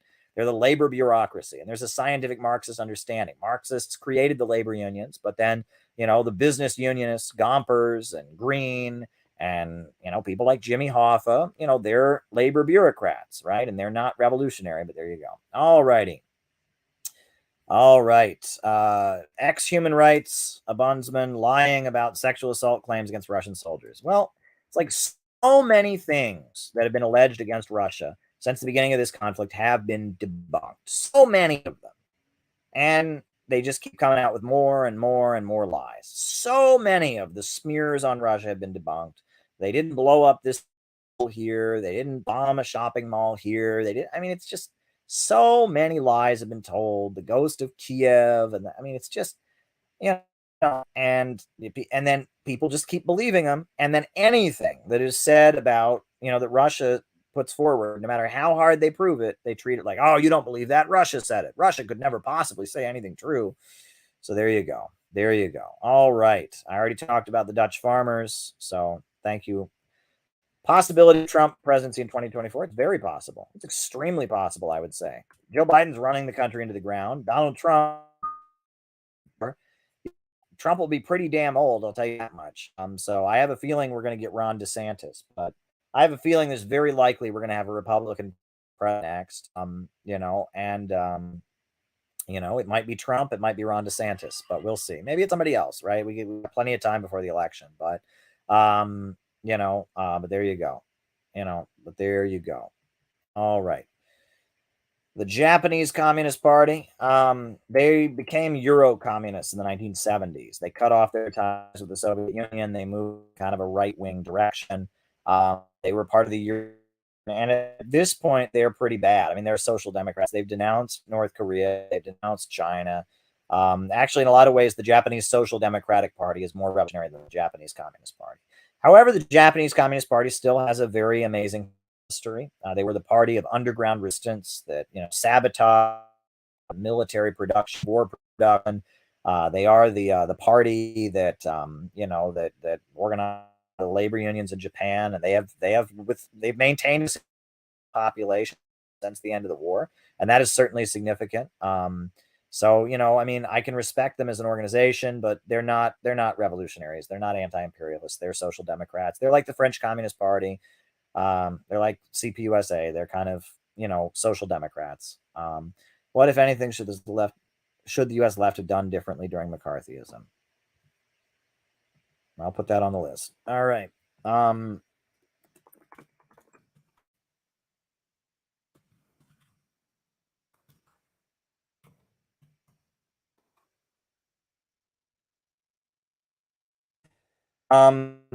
So anyway, what about making a response? Tyler suggested that I make a response to this Jordan Peterson video about communism. I think I will, actually. I think I will make a response to Jordan Peterson's video about communism. I have to watch it first, but that's a great suggestion, Tyler. I think I'll do it. And then the last question I've got here is, what could the U.S. left have done differently during McCarthyism? Well, here's the thing. What the Communist Party USA did during McCarthyism was utterly amazing. The Henry Wallace presidential campaign of 1948 was amazing, utterly amazing. The civil rights work that was done by the Civil Rights Congress and Paul Robeson and William L. Patterson and We Charge Genocide was amazing. You have to understand, back then TV was very new, so people had never seen TV before, but suddenly everyone had a TV, and the TV was preaching hate for communism 24/7, scaring the crap out of everyone, red baiting McCarthyism. And amid all of that, they still managed to run a major presidential campaign. They still managed to get the civil rights going. The Communist Party, what they did during the McCarthy years is utterly amazing. Utterly amazing. And I admire what they were capable of doing. The fact that they held on to the black belt position and they were for the black belt and black nationalism.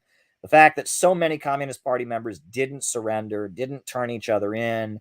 I mean, the way the Communist Party conducted itself during McCarthyism is amazing. They achieved real miracles in terms of class struggle organizing. I mean, I know somebody, the woman who recruited me into the Workers' World Party, her family were like close to the Communist Party during the Korean War. And the Communist Party organized this protest against the Korean War.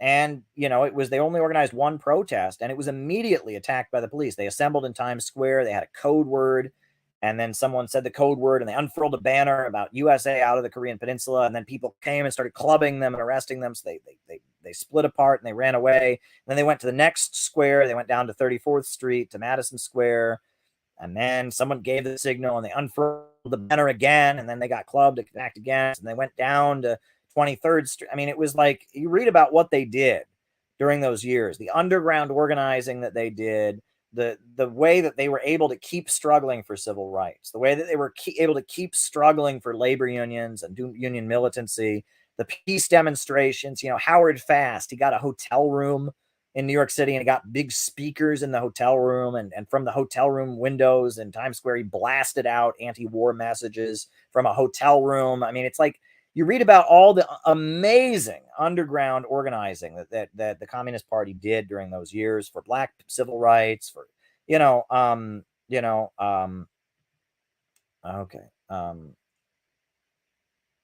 okay. We'll talk about USSR persecution of Christians.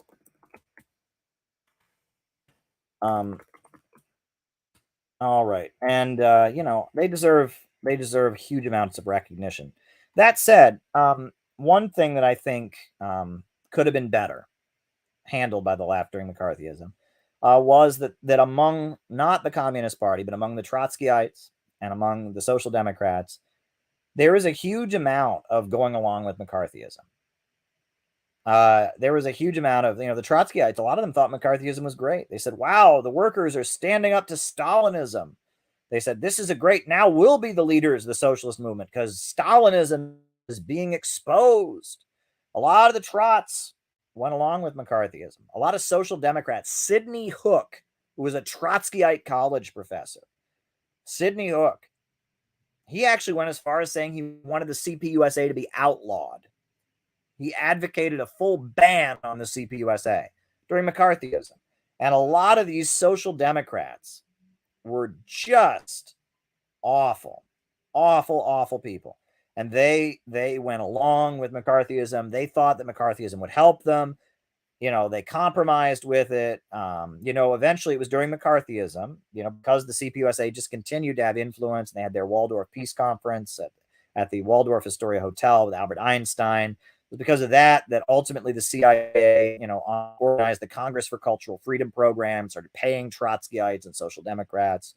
So yeah, there were a lot of elements on the so-called left that, even though McCarthyism was so clearly aimed at anyone who was a socialist, anyone who was a communist, they collaborated with it because they were anti-Soviet or anti-Stalinist or whatever. That's reprehensible. That's utterly reprehensible. And that's a lot of what, it's a lot like what CPUSA is doing now, right? They think that somehow the anti-Russia thing is good and that they are trying to whip up hysteria against me and the CPI because they're trying to go along with the anti-Russian mobilization. They think they can get traction out of it. Doesn't occur to them that all the anti-Stalin stuff and all the demonizing of the Soviet Union is going to hurt them in the long run. They think they can win some kind of turf war against me, but with McCarthyism, right? It's just like the bread tube crowd, that they don't seem to get that if you're really against capitalism, if you're really against this society, you don't benefit from an anti-Russia mobilization, right? That's the criticism I would make of the left during McCarthyism, was that while the Communist Party did amazing stuff under so much pressure, with so many of their members locked up and imprisoned, huge amounts of political repression, they still did so many amazing things in such hard times. That's what impresses me. And about the persecution of Christians in the USSR. Well, it's interesting. There's a famous incident that it happened before I was born. I was born in 1987. So this happened a few years before I was born. So I didn't witness it, obviously, but I read about it and I was kind of blown away. Reverend Billy Graham, who was just the biggest evangelical preacher. He was the spiritual advisor to Richard Nixon. Reverend Billy Graham was invited to the Soviet Union during the 1980s, Elizabeth. And he was invited there, and he went there, and he said positive things. He said there is not persecution of Christians. He said he went to church. He said there were thousands of people in the church to hear him preach. There were more people at the church, in Moscow than there were at his church in North Carolina on a typical Sunday. And he said that there wasn't persecution of Christians. And he immediately got, whatever the 1980s equivalent of canceled was. And he had to apologize and say, oh, I'm so sorry for saying that. But in the 1980s, Reverend Billy Graham, he said that there was religious freedom for Christians in the Soviet Union. Now, the thing is, in the immediate aftermath of the Russian Revolution, there was heavy persecution of Christians because the Russian Orthodox Church was the government, right? We don't understand that here. In the United States, we have, the separation of church and state. But in Russia, the Tsar was also the Pope. He was the head of the church, okay? The Tsar was also the Pope, and the church was the main institution backing up like feudalism, right? Serfdom, feudalism, the Russian military, all the things that the Russian people revolted against at the Russian Revolution were things that the Russian Orthodox Church had been propping up. So because of that, the Bolsheviks targeted the Russian Orthodox Church. However, during the Second World War, Stalin brought back the church. And if you watch, there's a great movie from the Second World War called Ivan the Terrible. And it's about the Tsar who unified modern Russia, Ivan the Terrible. And it's a really orthodox movie. A lot of, really beautiful orthodox religious art. And during the 1950s, the church started to flourish. Now, when Khrushchev came into power, he waged heavy repression against the church. But then, especially in the 70s and 80s, the Russian Orthodox Church was functioning. Now, there was a feeling that if you were Russian Orthodox, you were not a good party member, but that started to ebb. And in the 70s and 80s, what is now, the Russian Orthodox Church, not only was it legal, but there was a wing of the party, especially the hardliner wing of the party.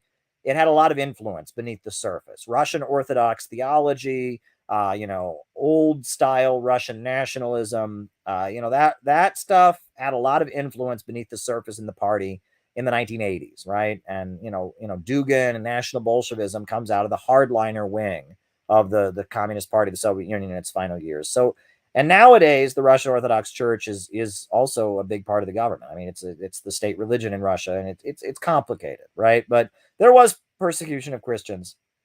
One thing I will say, and this needs to be said, this doesn't just apply to Russia. It applies to many countries in the world. And I don't think this applies to Russia. I'm not speaking about Russia here. I'm talking about Iran. I'm talking about Cuba.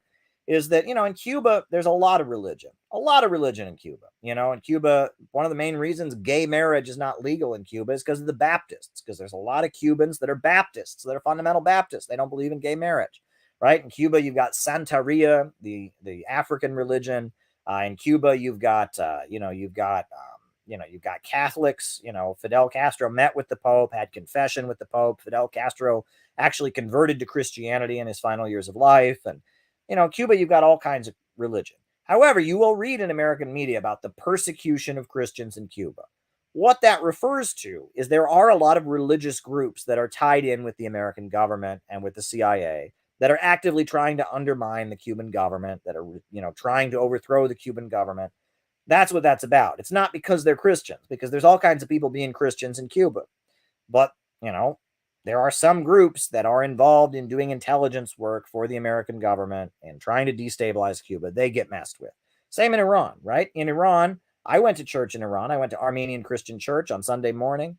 Nobody spit on us. No one was calling us traitors or terrorists. They have a special church and it's got its own area. They even had communion wine there. Alcohol is illegal in Iran, but they had communion wine. However, you will read in Iran that this Christian group was being persecuted in Iran. Well, that's because in Iran, it is illegal to promote Israel and Zionism. It is illegal to promote Israel and Zionism in Iran. And a lot of evangelical Christian groups are very pro-Israel. You can't be pro-Israel in Iran. It's against the law. They're not being persecuted for being Christians. They're being persecuted for promoting Israel, right? Now, you could argue, well, freedom of speech, shouldn't people be able to promote whatever country they want? Sure, but that's not the whole story. The Jehovah's Witnesses are illegal in Russia because of the fact that they will not give their children blood transfusions. Because they don't give children blood transfusions, that's considered child abuse, right? If you deny a child the medical care they need, that's child abuse. And so they have outlawed Jehovah's Witnesses. Well, it makes sense, right? I mean, if you have a religious group that's going around and encouraging people not to give children necessary medical procedures they need, it makes sense that you might outlaw them, right? Now, we in the United States, we allow the Jehovah's Witnesses, but in Russia, even today, right, the Jehovah's Witnesses, they're not a legally recognized religion. And I think you can be it. I just think that they're not recognized as a religion because of the fact that they routinely encourage people to deprive children of medical care. There's nuance to all of these things, right? I am for total religious freedom, and there was heavy repression of Christians during the Cultural Revolution in China, and that was wrong. And there was horrendous repression of Christians in the 1920s and 30s in the Soviet Union, no doubt about it. And that was wrong. That was absolutely wrong. And I am for religious freedom. And I think that the tension between religious folks and communists, that's very 20th century, because now the majority of communists in the world are somewhat religious, right? The Russian Communist Party, the leader of it, Zhuganov, is a Christian, and he's a member of the Russian Orthodox Church. The Communist Party of the Russian Federation recognizes. Why are you asking me that?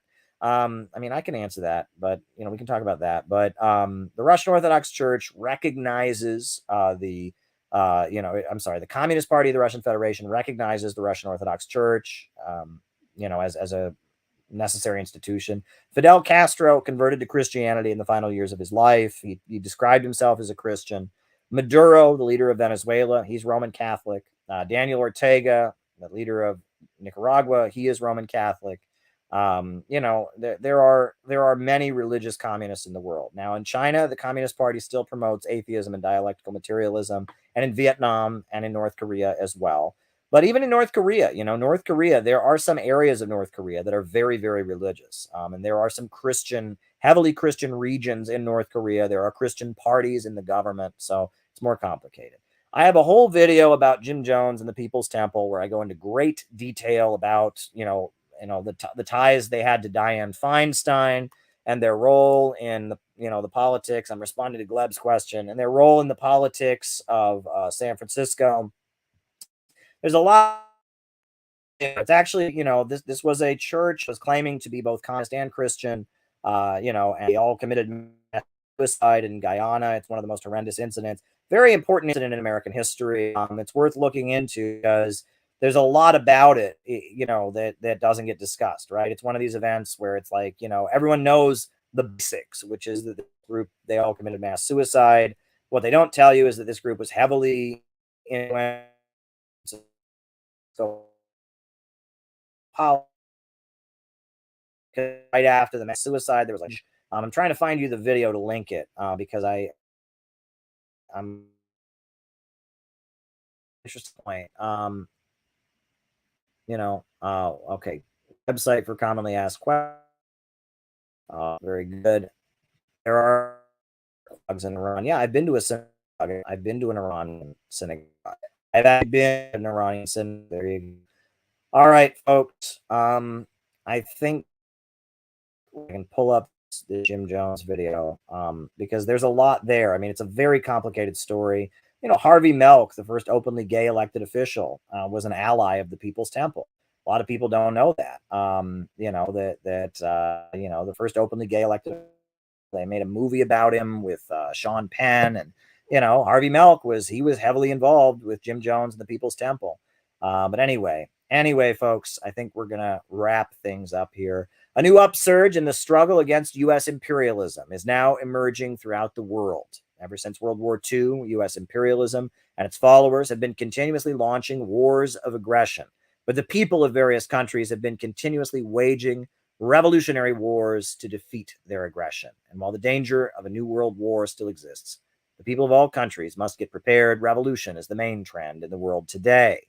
While the danger of a new world war still exists, and the people of all countries must get prepared. Revolution is the main trend in the world today. Good night. Good night. Good night.